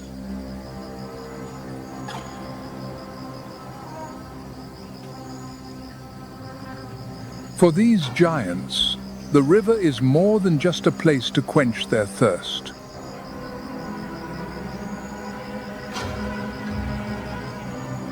It is a sanctuary for renewing family bonds.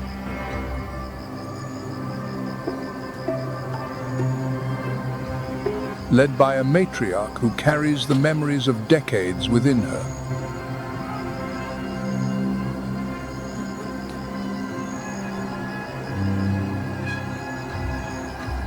The herd's majestic presence instantly strips the ancient predators of their dominance.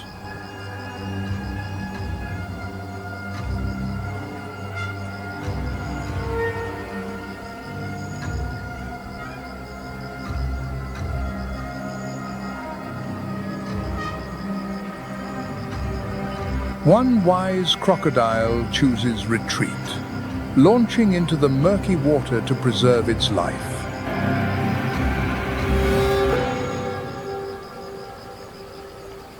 The arrival of these gentle giants swiftly alters the entire scene.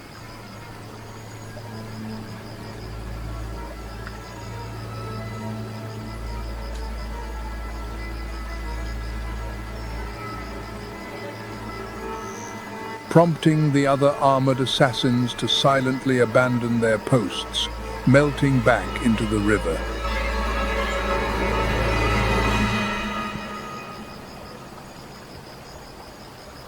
It is a silent admission of an overwhelming power.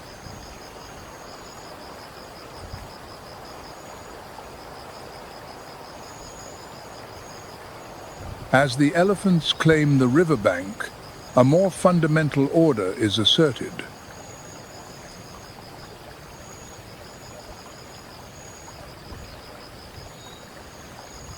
A testament to the intricate system of invisible connections that weaves together all life on the savannah.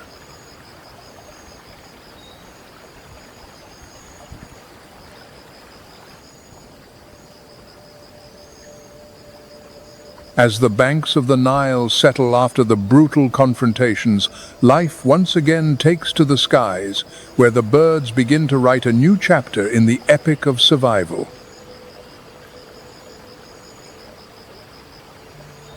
Far from the blood-tinged waters, in the quiet wetlands, a ghost from a prehistoric age emerges from among the reeds and papyrus, the shoebill.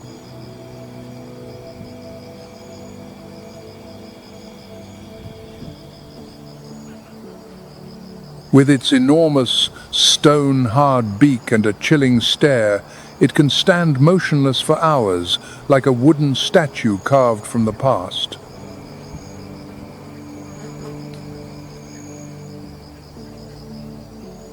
This patience is not laziness, but a lethal weapon honed over millions of years of evolution.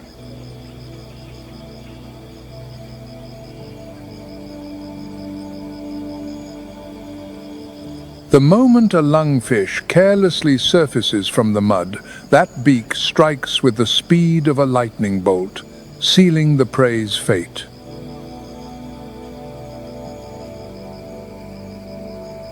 Under the burning sun, it is a symbol of absolute stillness, a solitary predator that reigns over the misty backwaters.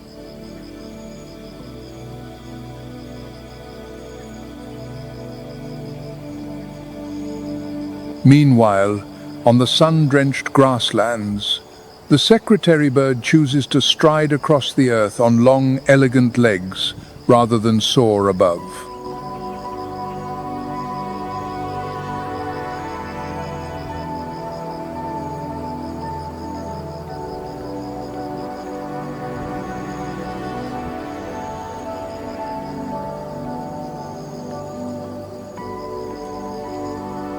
One should not be fooled by its long eyelashes and aristocratic bearing, for this is a specialist assassin of the savannah's most venomous snakes.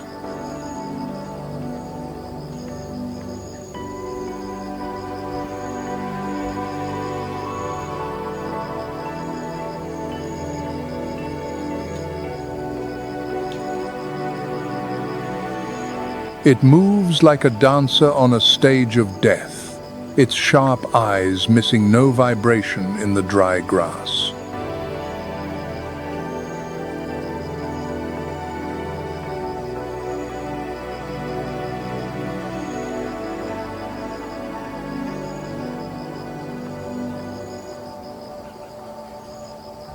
When facing its foe, it delivers thunderous stomps with a force 5 times its own body weight, powerful enough to crush an opponent's skull in a single motion.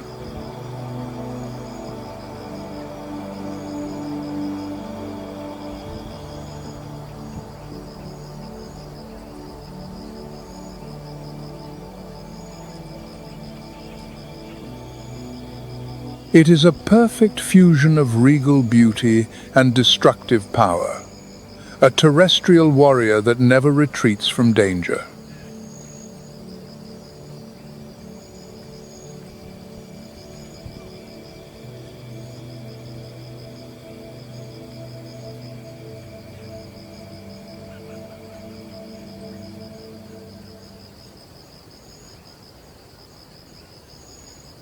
Above it all, the majestic cry of the African fish eagle spirals through the air, a sound so iconic it is known as the voice of Africa.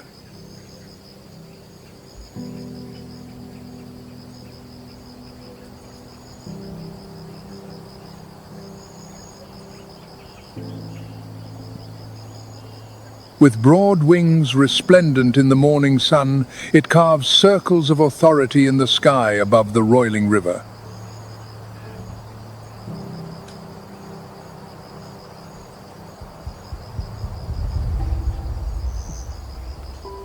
Its piercing yellow eyes can penetrate the water's surface from hundreds of feet away, locking onto targets hidden beneath the silvered waves.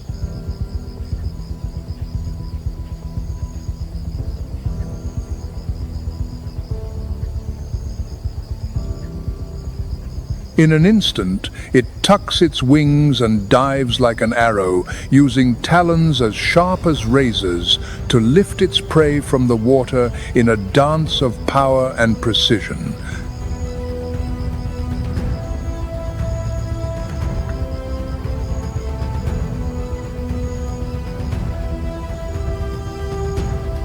Every wingbeat and every sharp glance from above contributes to the magnificent symphony of survival played out under the sun.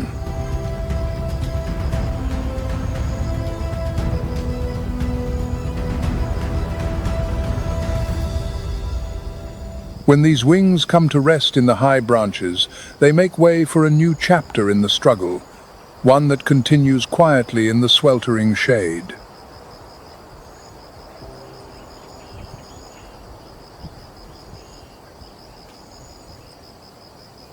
In the oppressive heat of the day, when most creatures seek refuge from the scorching sun, a silent phantom is on the move.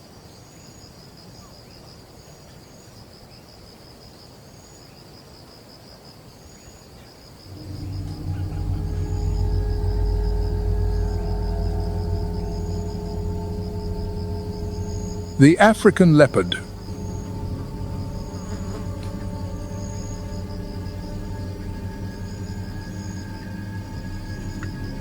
Its slender body, adorned with rosettes of gold and black, blends perfectly with the harsh sunlight, and sparse shadows of the dry foliage.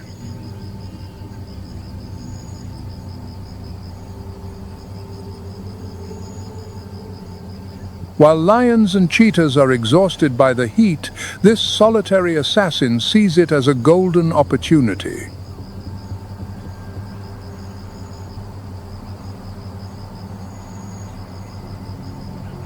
The drought demands extreme patience.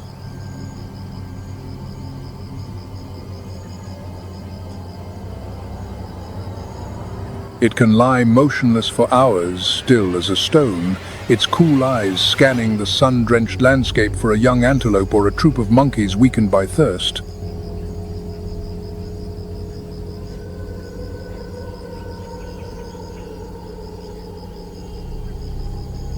Its keen eyesight and acute hearing capture the most desperate movements from a great distance.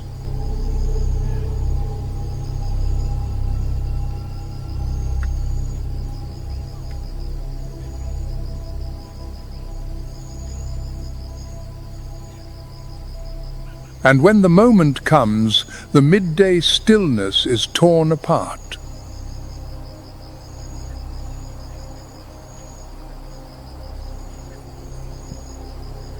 It lunges with lethal speed and precision, dispatching its small prey before a cry can even escape.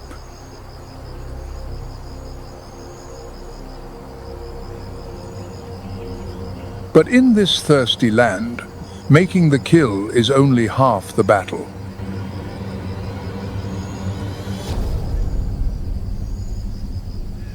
The scent of fresh blood quickly evaporates and travels far in the hot, dry air, alerting the keen noses of scavengers.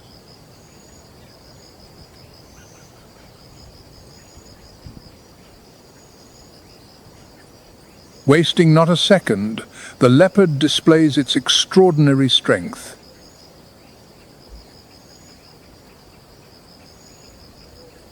Clamping its jaws on the prey, sometimes heavier than its own body, it uses its sharp claws to haul the carcass high into the branches of a tree.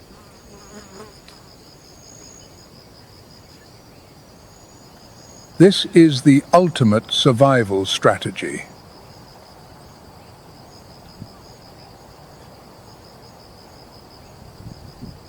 Its meal is suspended, perfectly safe from the reach of lions and hyenas, who can only look up from below in helpless frustration.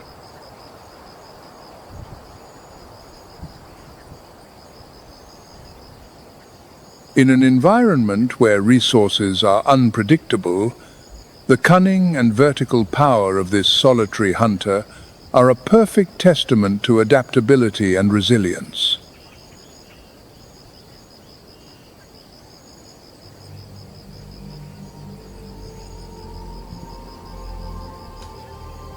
From the rolling savannas to the dark, dense forests of Uganda, the wild world continues its eternal rhythm.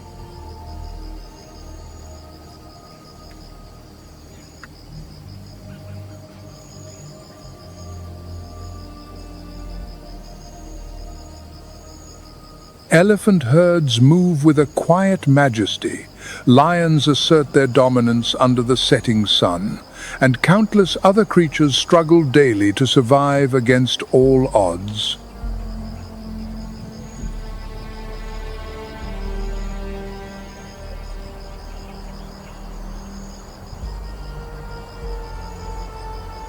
In this land, we come to realize an evident truth.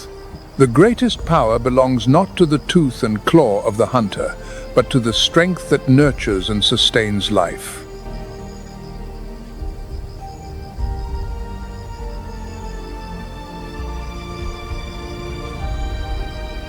However, this ancient kingdom stands on the precipice of a profound change.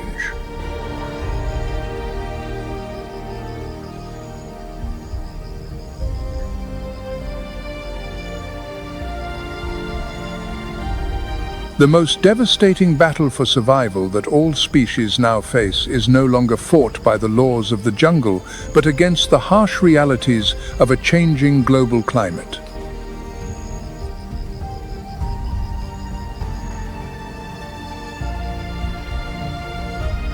The delicate balance of nature has nurtured this planet for millions of years.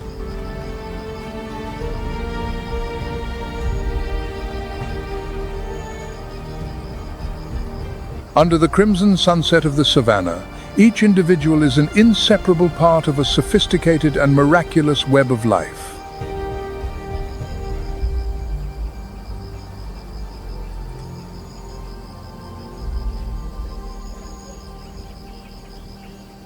And though our journey may end here, ensuring that this great symphony continues to play for all the dawns to come is now entirely in our hands.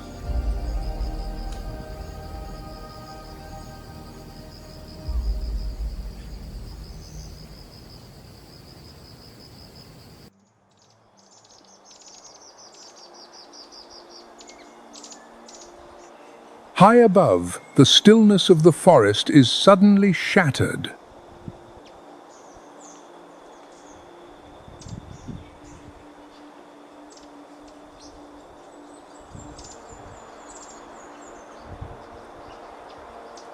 Immense wings churn the air, a heavy rhythm asserting the dominance of the hornbill, the sovereign of Borneo's skies.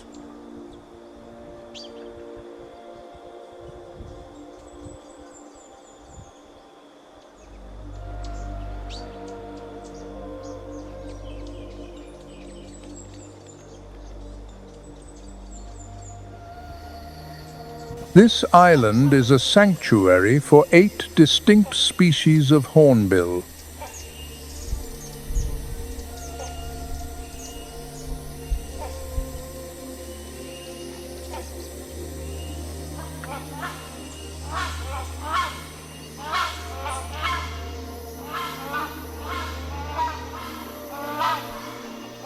But most striking is the rhinoceros hornbill, a living icon of the island.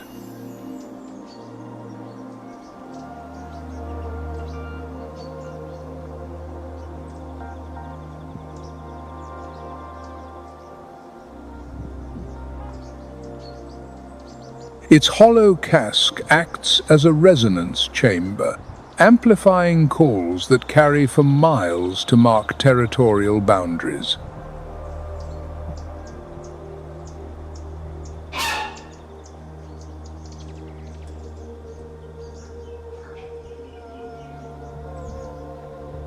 Their lives are inextricably linked to ancient, towering trees.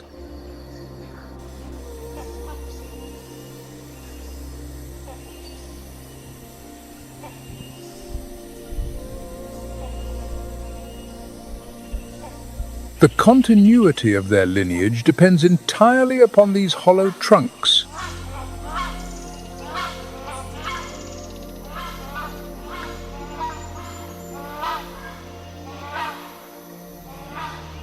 During the breeding season, the female seals herself within, using mud to wall off the nest entrance.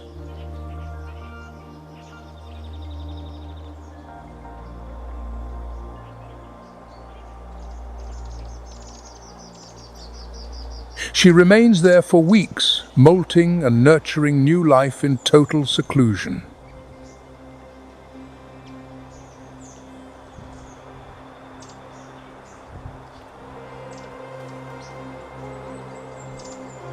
The weight of the world now rests solely upon the male's shoulders.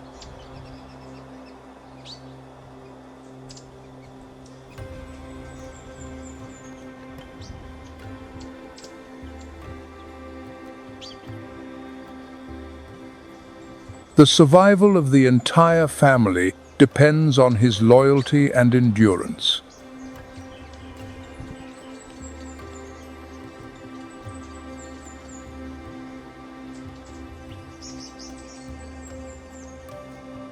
By consuming large fruits that smaller birds cannot, Hornbills carry seeds across vast distances.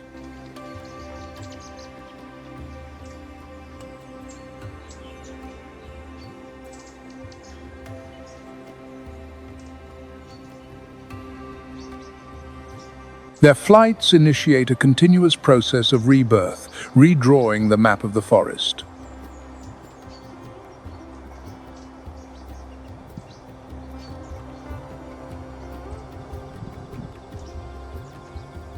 They are the great sours of the wilderness.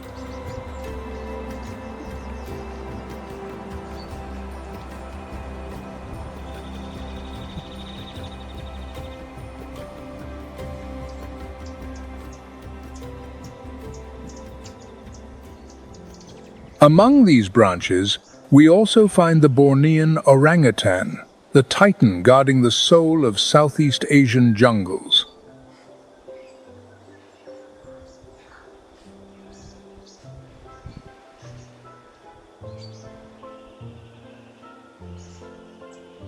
Weighing nearly 200 pounds, they are the largest arboreal animals on our planet.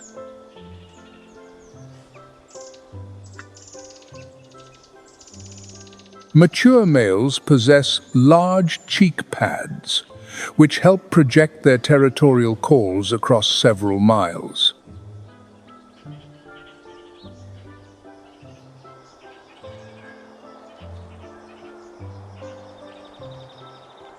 With an arm span reaching 6.5 feet, these steel-like levers allow them to make impossible reaches across dangerous voids.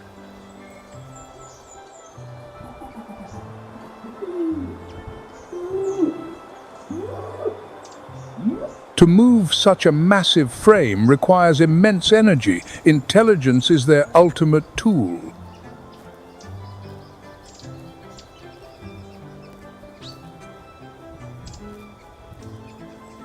An orangutan's brain holds a complex cognitive map of hundreds of fruit trees in three-dimensional space.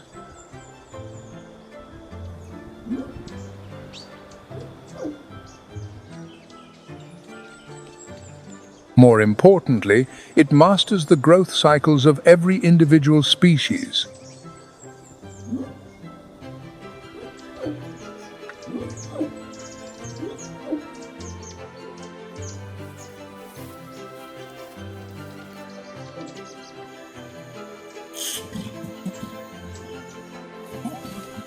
When the dry season turns the forest into a hungry green desert, the orangutan knows exactly which tree will bear fruit tomorrow.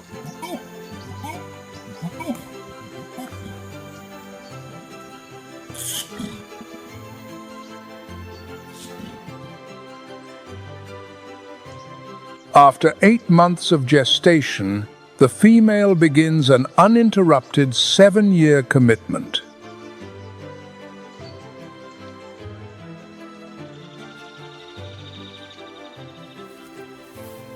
This is the longest weaning and nursing period of any mammal, surpassed only by humans.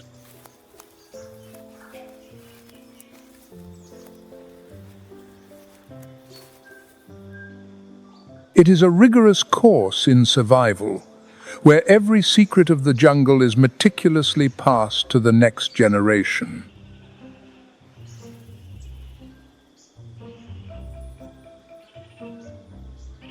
The canopy is a safe fortress, but sometimes hunger forces them to do the unthinkable.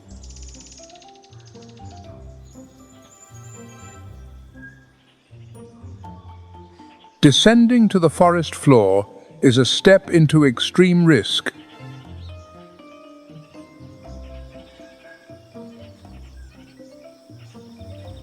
Their bodies are not built for the ground, turning the king of the trees into a sluggish exile.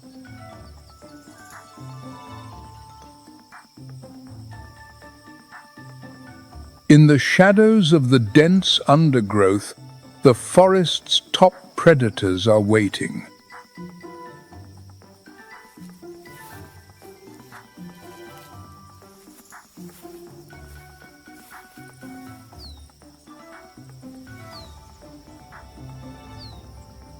In the lower strata of the canopy, where light is swallowed by shadow, a ghost awakens.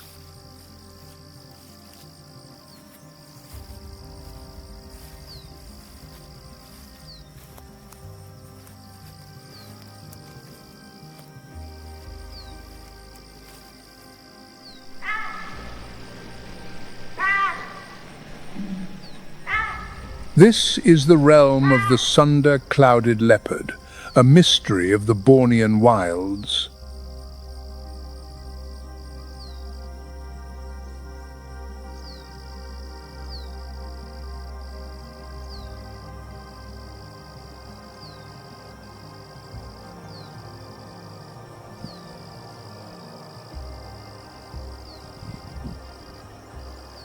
It is often regarded as a modern incarnation of the ancient saber-toothed cats.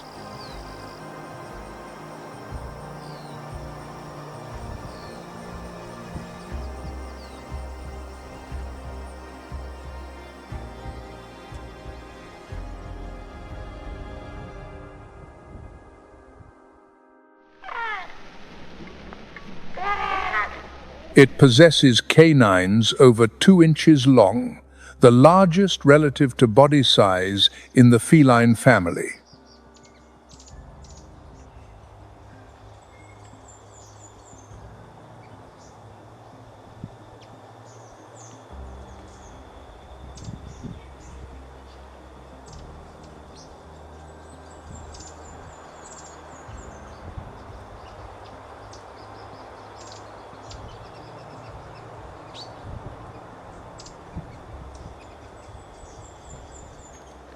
Where the forest meets the river, life flourishes in a different fashion.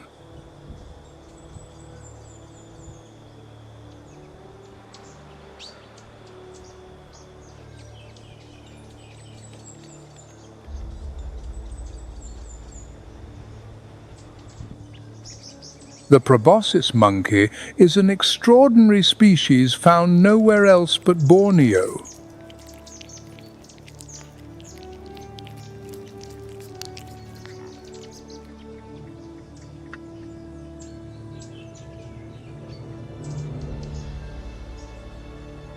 They make their homes along the riverbanks, where dense vegetation provides a natural stronghold.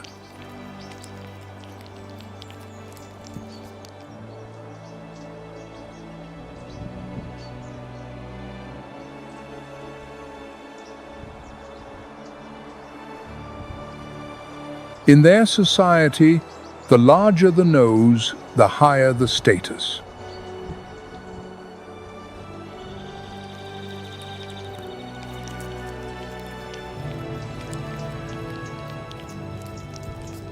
The nose serves as a resonance chamber, amplifying calls to warn rivals and entice mates.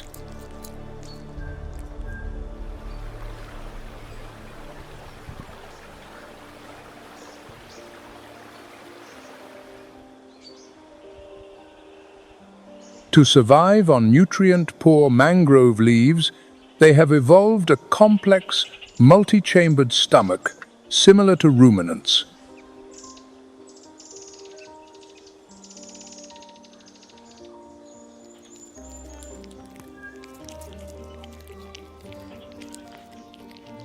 Billions of symbiotic bacteria work tirelessly to break down cellulose and neutralize plant toxins.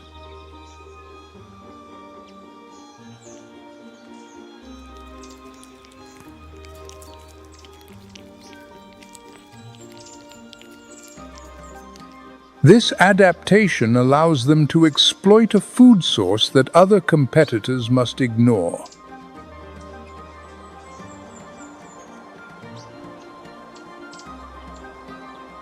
However, life by the water is fraught with constant peril.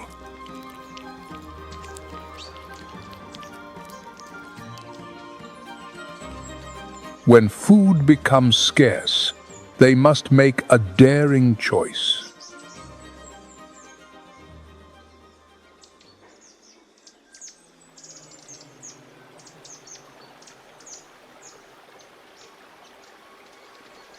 Just beneath the silt of Borneo's rivers, the saltwater crocodile waits with infinite patience.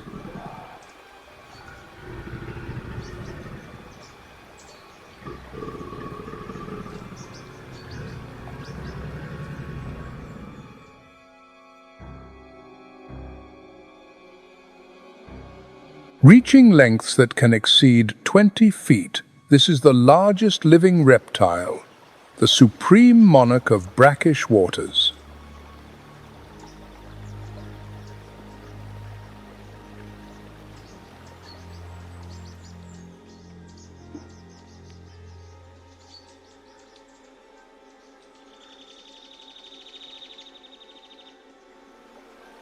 Its rugged hide provides perfect camouflage, rendering it invisible until the very last moment.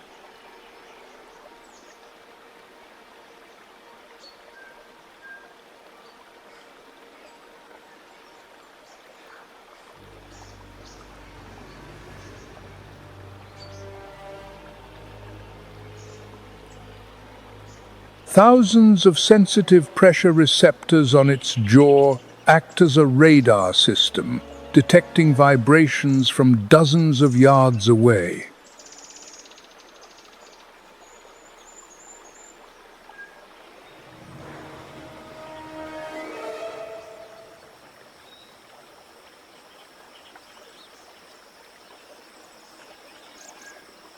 Its bite exerts a force of 3,700 pounds per square inch, the most powerful in the animal kingdom.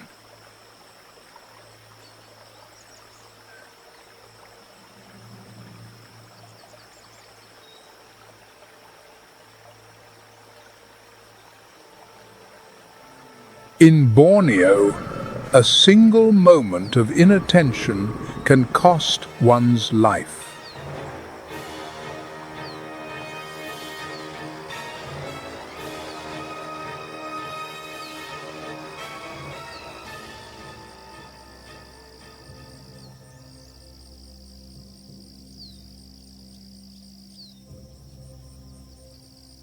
Yet in this unforgiving realm, there are giants that know no fear.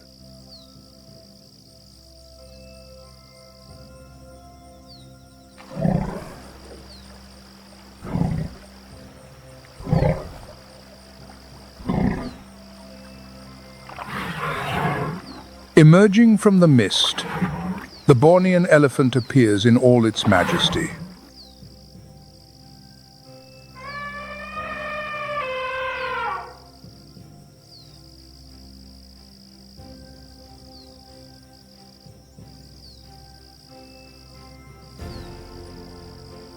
Their true strength lies not in their tusks, nor their trunks containing 40,000 muscles.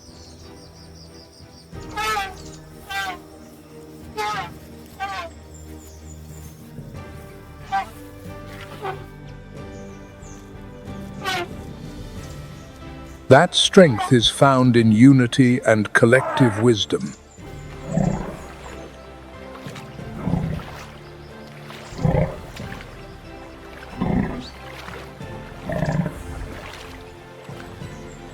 The herd is led by the oldest and most sagacious female.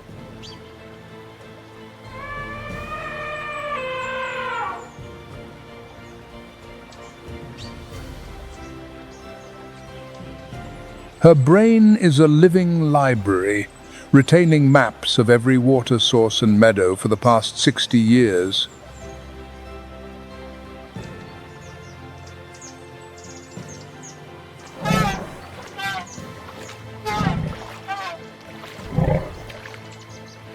When a calf goes astray, the matriarch emits infrasonic signals below 20 hertz.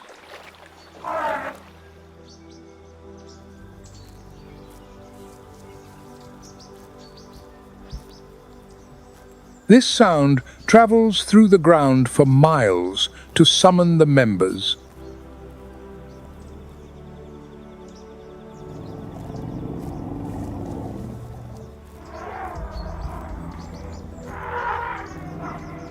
A defensive formation is immediately activated.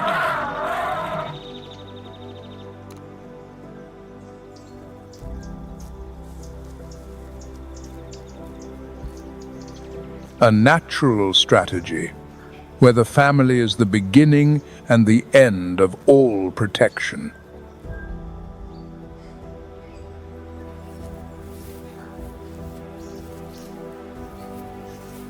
This is the eternal truth of Borneo's ancient forest, where harshness and compassion weave the symphony of existence.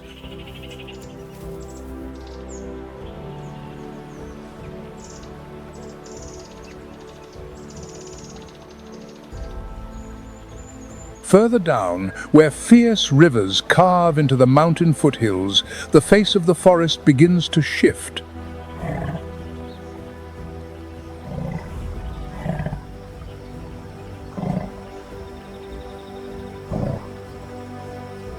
One must never mistake the gentleness of a herbivore for weakness.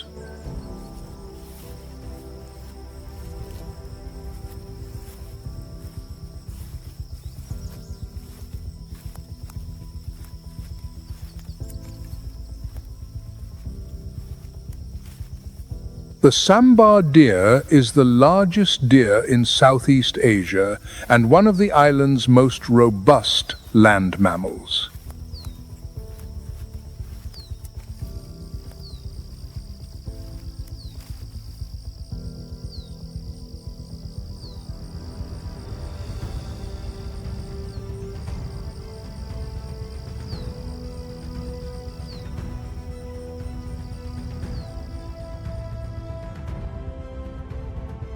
With a weight that can reach 550 pounds, its body is a mass of muscle and steel-like sinew.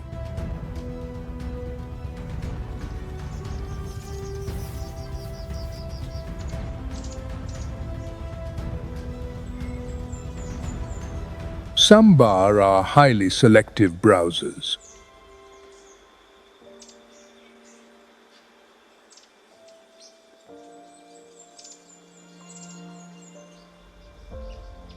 They seek out only the most nutrient-rich young leaves, shoots, and fallen fruits.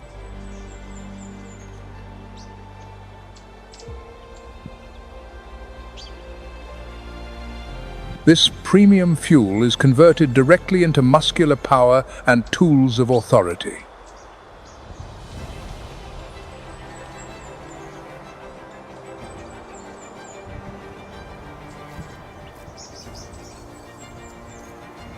But the stature of a giant is also a burden.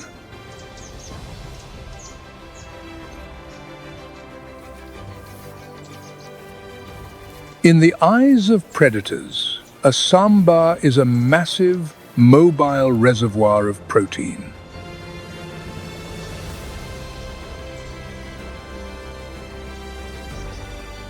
Consequently, they have developed a sixth sense, profound suspicion.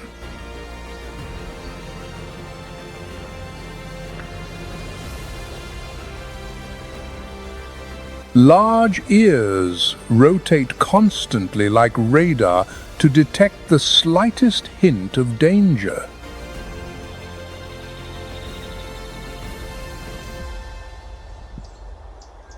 Quiet strength combined with hypervigilance has made the sambar a symbol of resilience.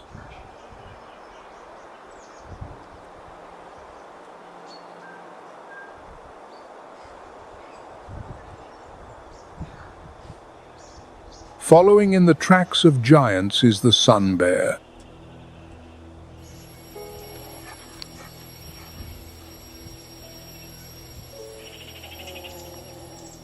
Though the smallest bear on Earth, this 5-foot creature possesses an ego larger than any other forest inhabitant.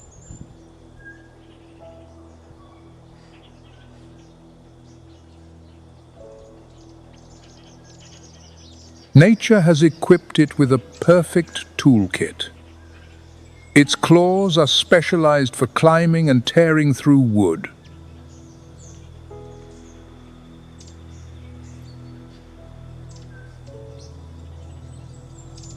Its tongue can extend 10 inches, a record among all bear species.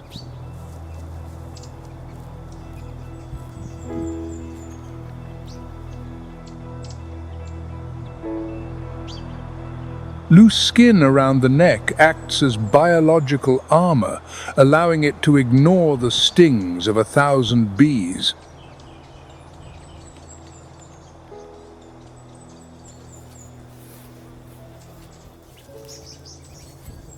This fearless temperament creates a perimeter of respect that gives even the most formidable predators pause. As night falls, the forest's pocket-sized hunters finally awaken.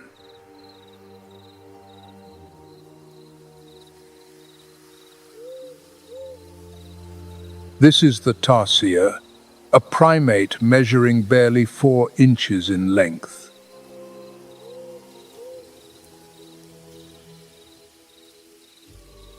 Immense eyes, larger than its own brain, are designed to capture every stray photon of light.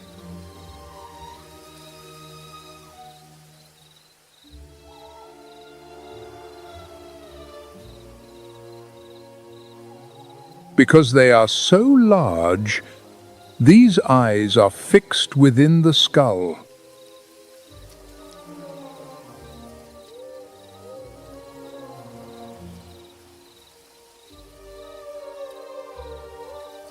To compensate, nature granted the tarsier a miraculous neck that can rotate nearly 270 degrees.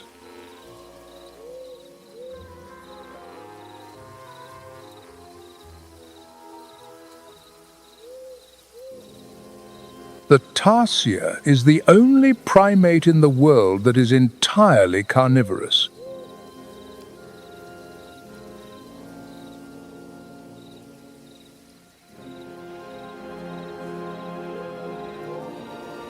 Its existence depends on fresh protein from insects and small reptiles.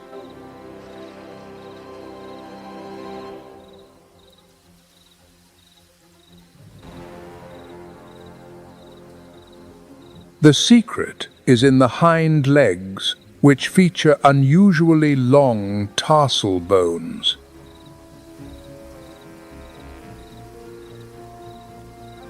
In an instant, it can launch itself 40 times its own body length.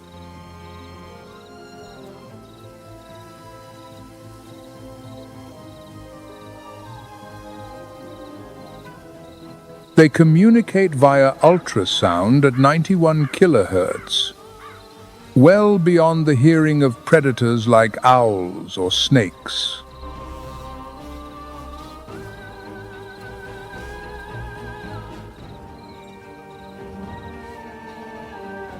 The survival of this ancient lineage is bound to the health of the primary forest.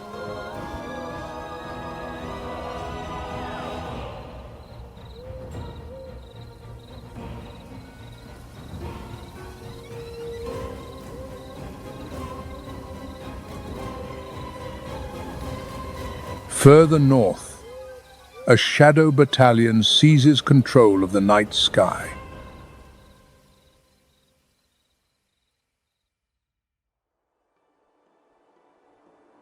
These are the flying foxes, the inverted monarchs of the High Kingdom.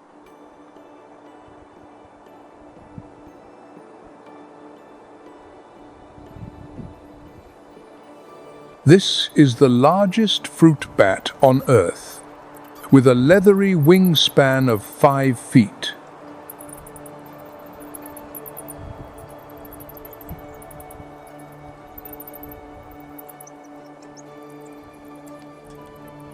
In reality, their wings are hands with elongated fingers, connected by a thin membrane called the patagium.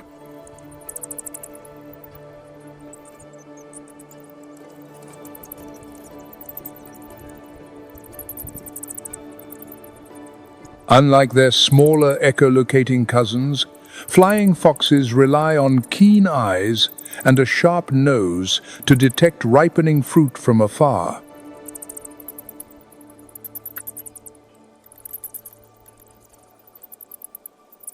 On their nightly foraging expeditions, some wings must carry a double burden.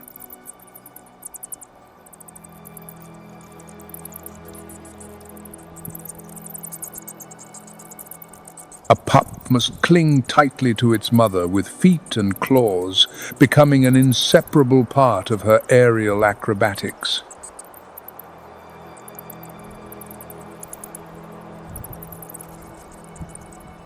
Though many fear their appearance, the flying fox is a keystone species for this ecosystem.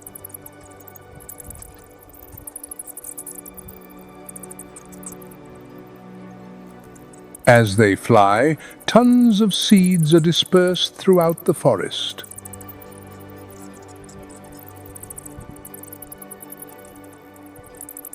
They are the most industrious planters, reconnecting isolated fragments of green.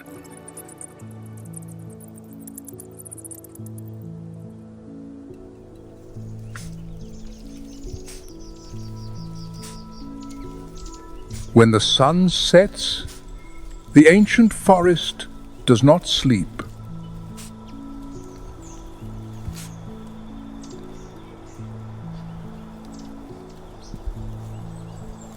It merely shifts its cadence.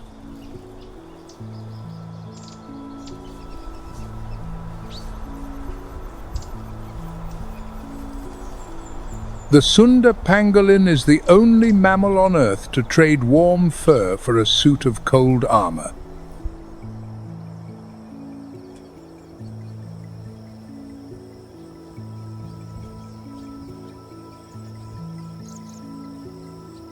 Over 900 keratin scales overlap to create an impregnable shield.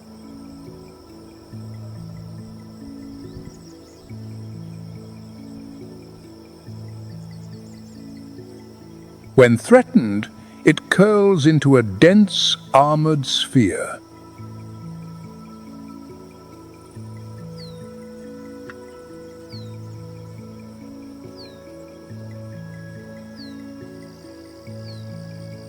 Tragically, this very perfection has become the cause of its downfall.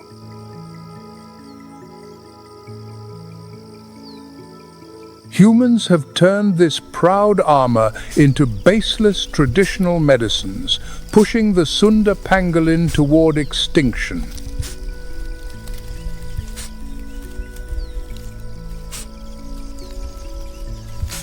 In the battle against greed, Borneo's best protected creature is failing to survive.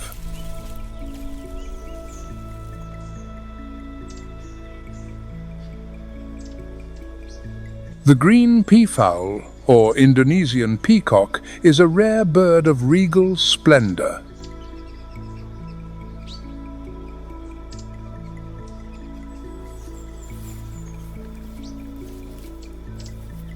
Males can grow to 7 feet in length, adorned with metallic green plumage and a train featuring eye-like patterns.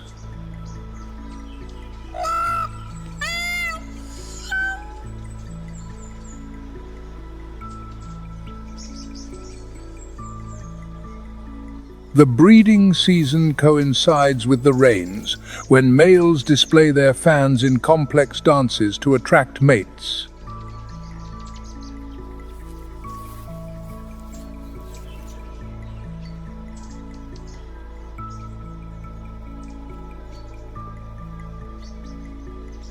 However, the green peafowl is critically threatened by habitat loss and illegal hunting.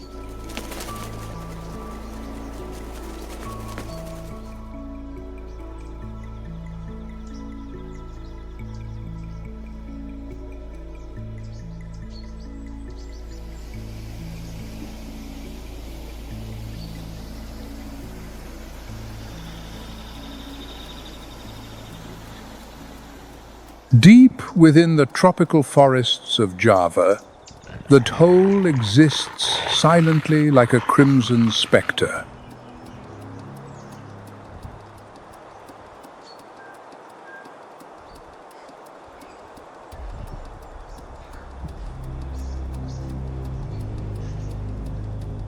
The result of millions of years of evolution, it has become one of Southeast Asia's most effective pack hunters.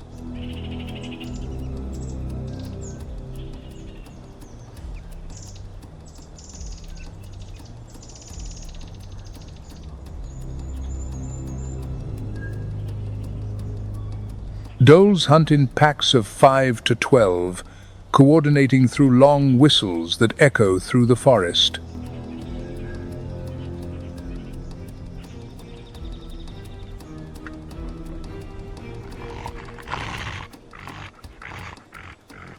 Yet, the dhole is classified as endangered, with only about 2,500 to 3,000 individuals remaining.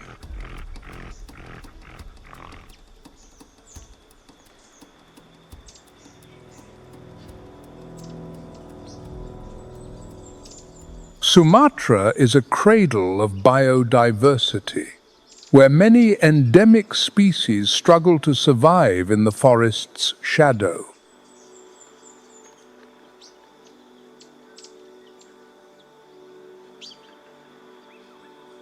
Amidst the dense foliage, the silence is broken by the silent footfalls of the Sumatran tiger.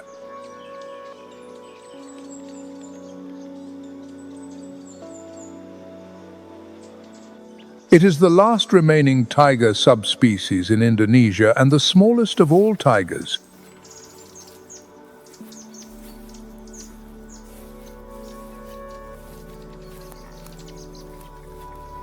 Its modest size is not a weakness, but a sophisticated adaptation to the dense jungle.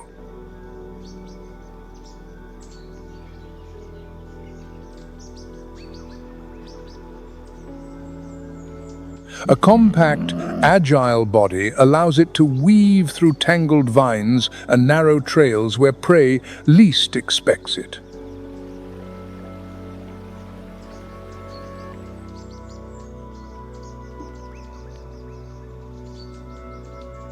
Its vivid orange coat with thick, bold black stripes allows it to dissolve into the forest's dappled light.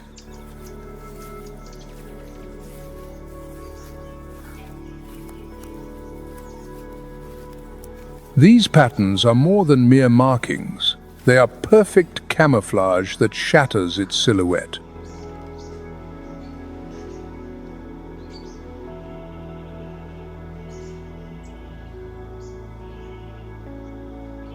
In this world of shadow and patience, it is a master of concealment, the ghost of the Sumatran forest.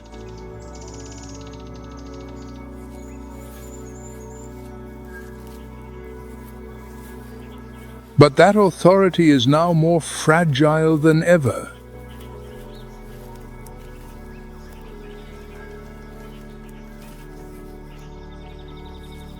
As the forest is fragmented by roads and plantations, its territory continues to shrink.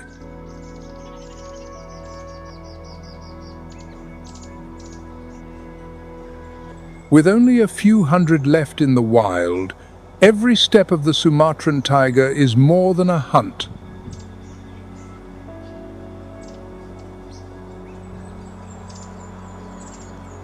It is a silent battle for the survival of an entire wilderness legacy.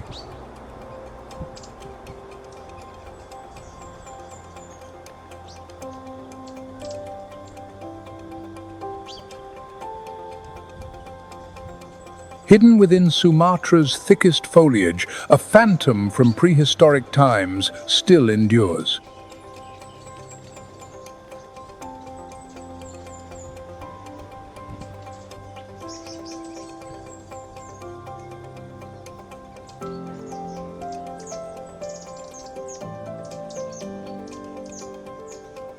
This is the Sumatran rhinoceros, the smallest and most ancient rhino species on Earth.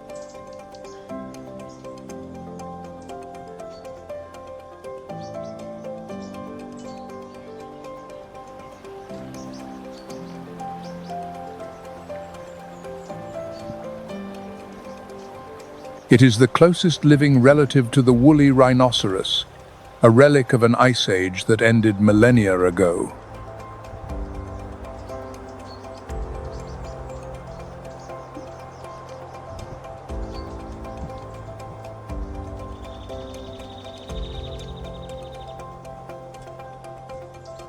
With its thin coat of hair and two small horns, it carries the imprint of a world long gone.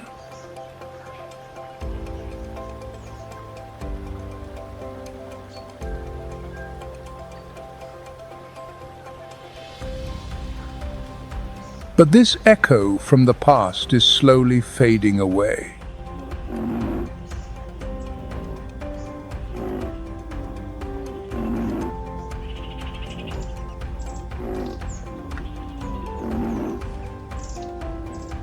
Today, this solitary and shy creature exists only in Sumatra and a small pocket of Borneo.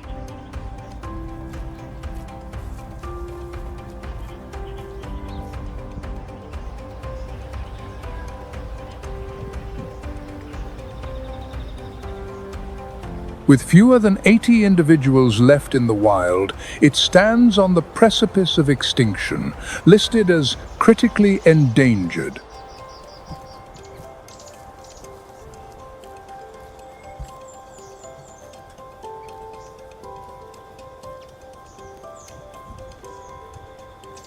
Habitat loss and relentless poaching are the primary threats driving this ancient animal to its absolute limit.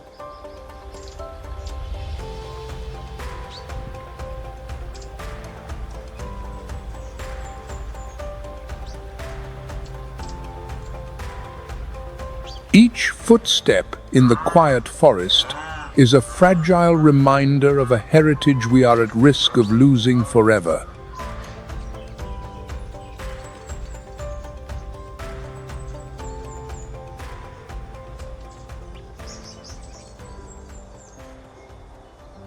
At the very peak of the Sumatran canopy, a solitary figure moves with quiet grace.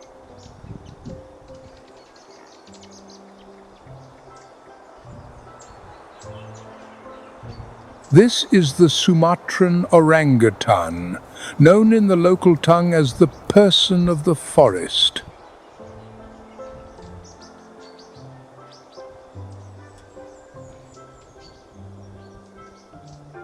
A sage of the high branches.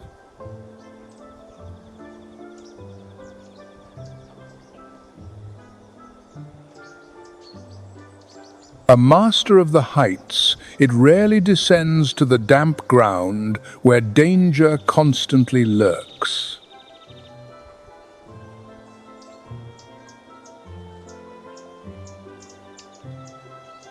Arms, far stronger than legs, are the perfect tools for traversing the gaps between the trees.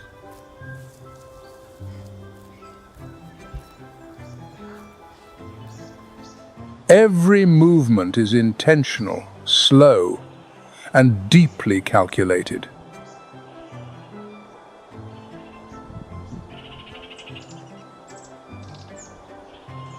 Its brain maintains a detailed map of the forest, recalling the location and ripening time of every fruit tree.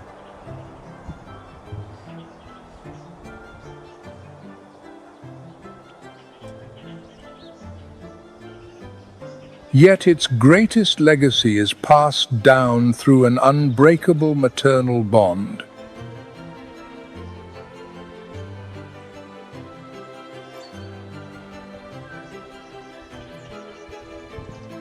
For nearly a decade, the young will learn everything from their mother, from building a nightly nest to identifying hundreds of edible plants.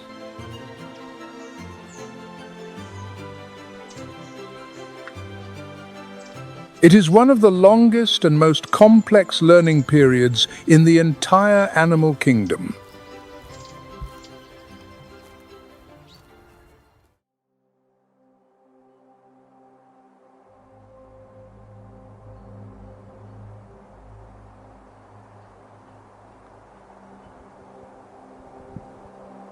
However, Millions of years of wisdom cannot withstand a single modern force.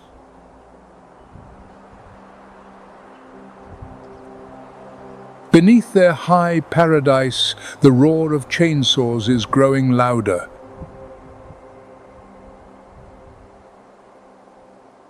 The forest is vanishing at an alarming and unprecedented rate.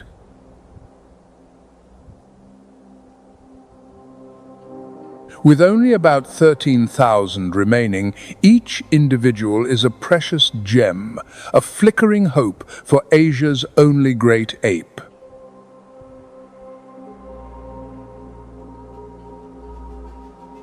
Yet beyond the hunts and the struggles, what remains is the profound fragility of existence. When habitats shrink and populations are counted only in the dozens or hundreds.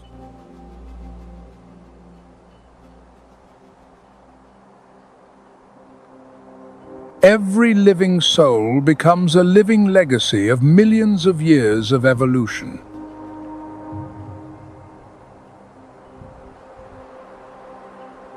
Every step is not just a search for food, but a silent war against disappearance.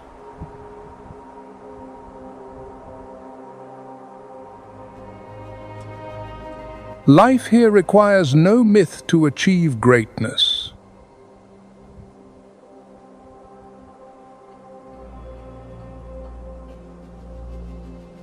Its value is found in its persistence, its intelligence, and its capacity to adapt.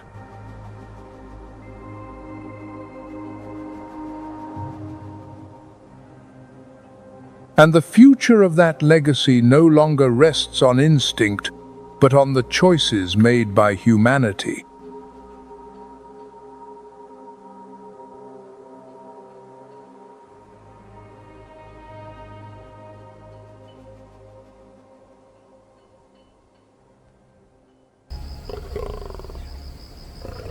If there is one place on Earth a lion does not want to be,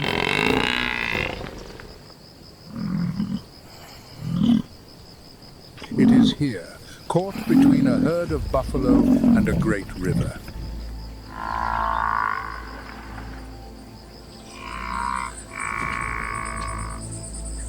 Although buffalo are the lion's prey, they are also formidable adversaries. They can kill lions, and frequently do.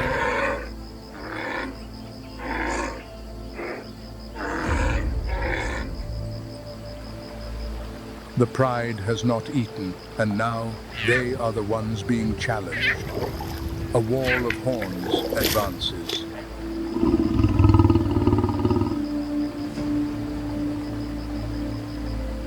The lionesses and their cubs have been driven to the water's very edge.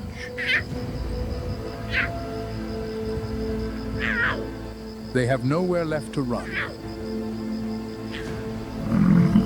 Big Toe, the dominant male, moves forward to slow the herd's advance.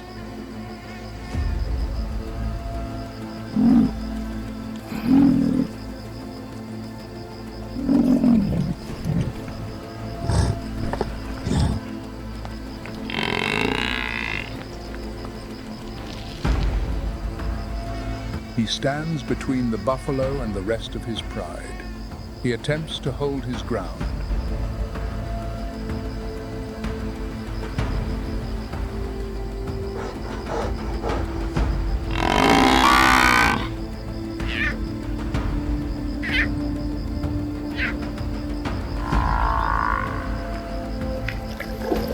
But the buffalo have gained the upper hand. One bull charges.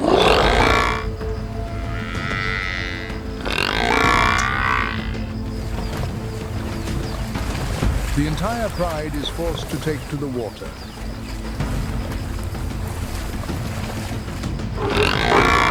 The Okavango lions are capable swimmers, but this is the first flood for Mahara and her cubs. They have never had to swim before. The young are panicking. Their frantic splashing could easily attract crocodiles. We could lose one of these lionesses, or their cubs. The mothers hesitate. They are reluctant to enter the deep water. Two of the mothers follow their cubs into the channel. Even a magnificent male like him is vulnerable to attack. They are still in deep water. A brush with death. They have reached the far bank of the channel. It has been an ordeal almost too great to bear.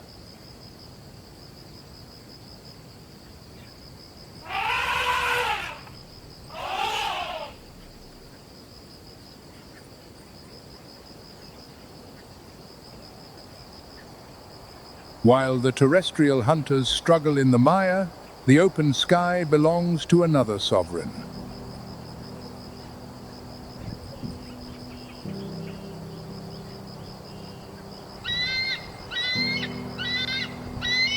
A sharp, piercing cry, full of pride, echoes across the landscape.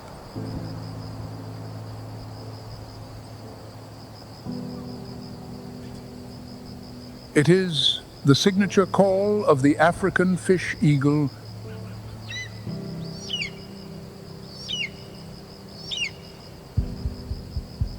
For this bird, the flooded season is not an obstacle, but a magnificent gift.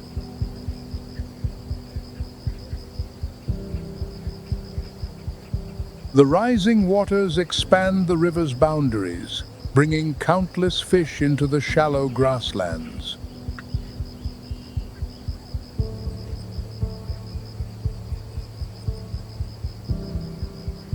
This change inadvertently exposes the aquatic creatures just beneath the surface.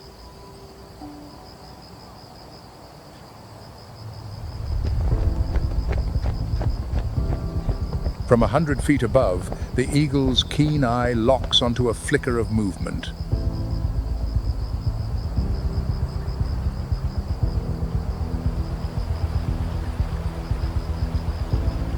It folds its wings, plummeting towards the water like an arrow released.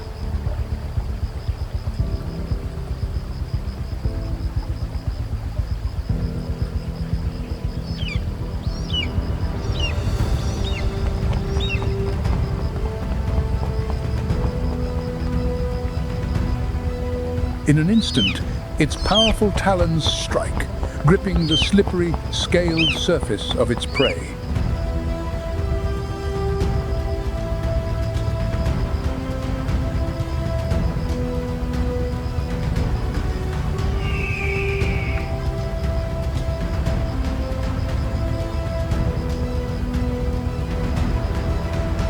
The hunter soars back into the air, carrying its prize, which thrashes, sending silver droplets scattering.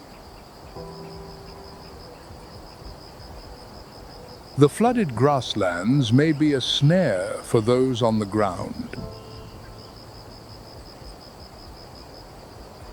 But it is a generous banquet, laid out by nature for the king of the skies.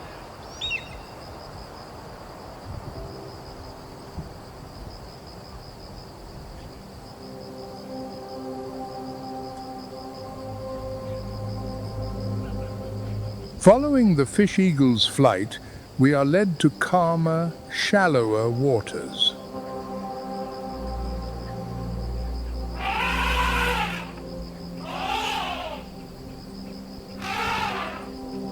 Here, the tension of the struggle for survival seems to dissolve entirely.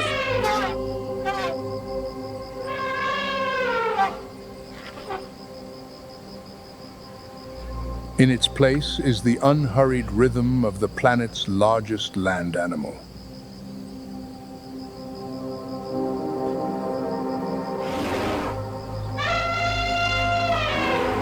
A great family of African elephants makes its slow procession into the marsh.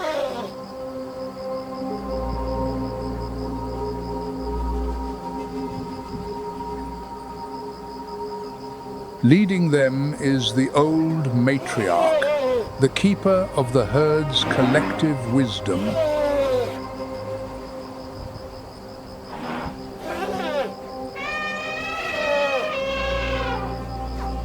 During the dry months, she had to guide her family for dozens of miles each day, searching for just a few dwindling pools.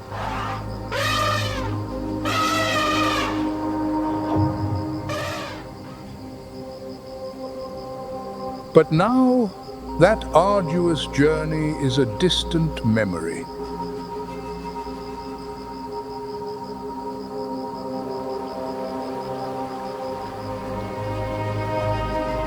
The rains have brought the elephants their greatest gift, tranquility.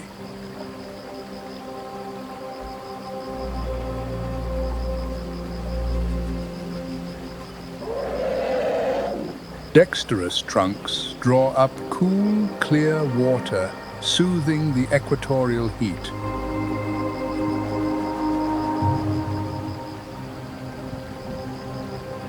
The water and the soft mud beneath are also a perfect form of skincare.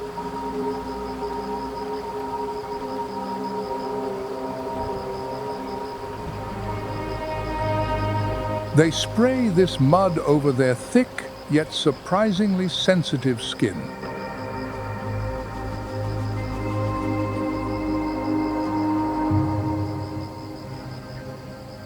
This muddy coating forms a natural shield, cooling their bodies and warding off troublesome insects.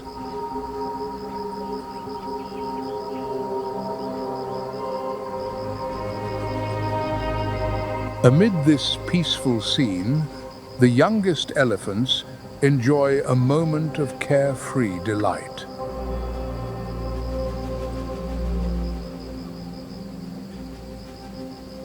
They splash and spar in the shallows under the affectionate watch of their elders.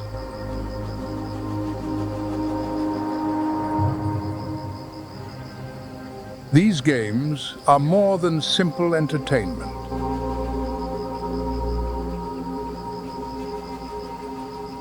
They are how the young hone their skills and strengthen the powerful, unbreakable bonds of family.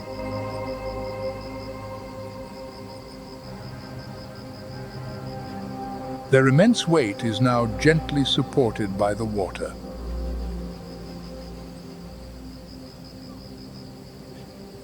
In this gentle moment, the burden of a harsh world is lifted.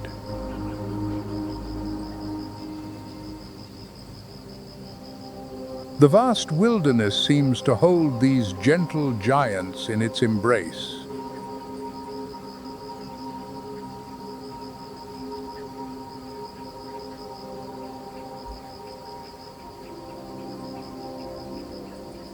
This season of renewal is more than a miracle that quenches a parched continent's thirst.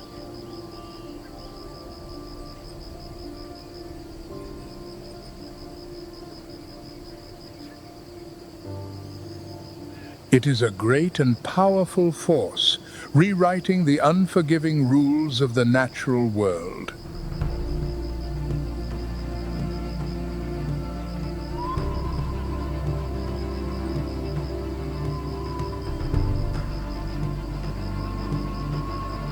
The water has upended the old order, turning proud terrestrial predators into strugglers and bestowing power upon the inhabitants of the floodplain.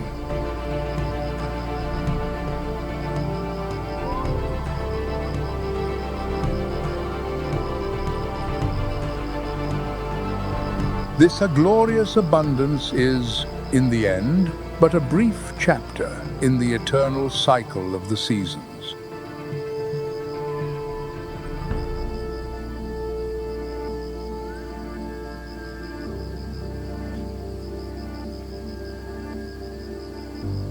A world of deception and brutality, yet one of a breathtaking, vibrant beauty.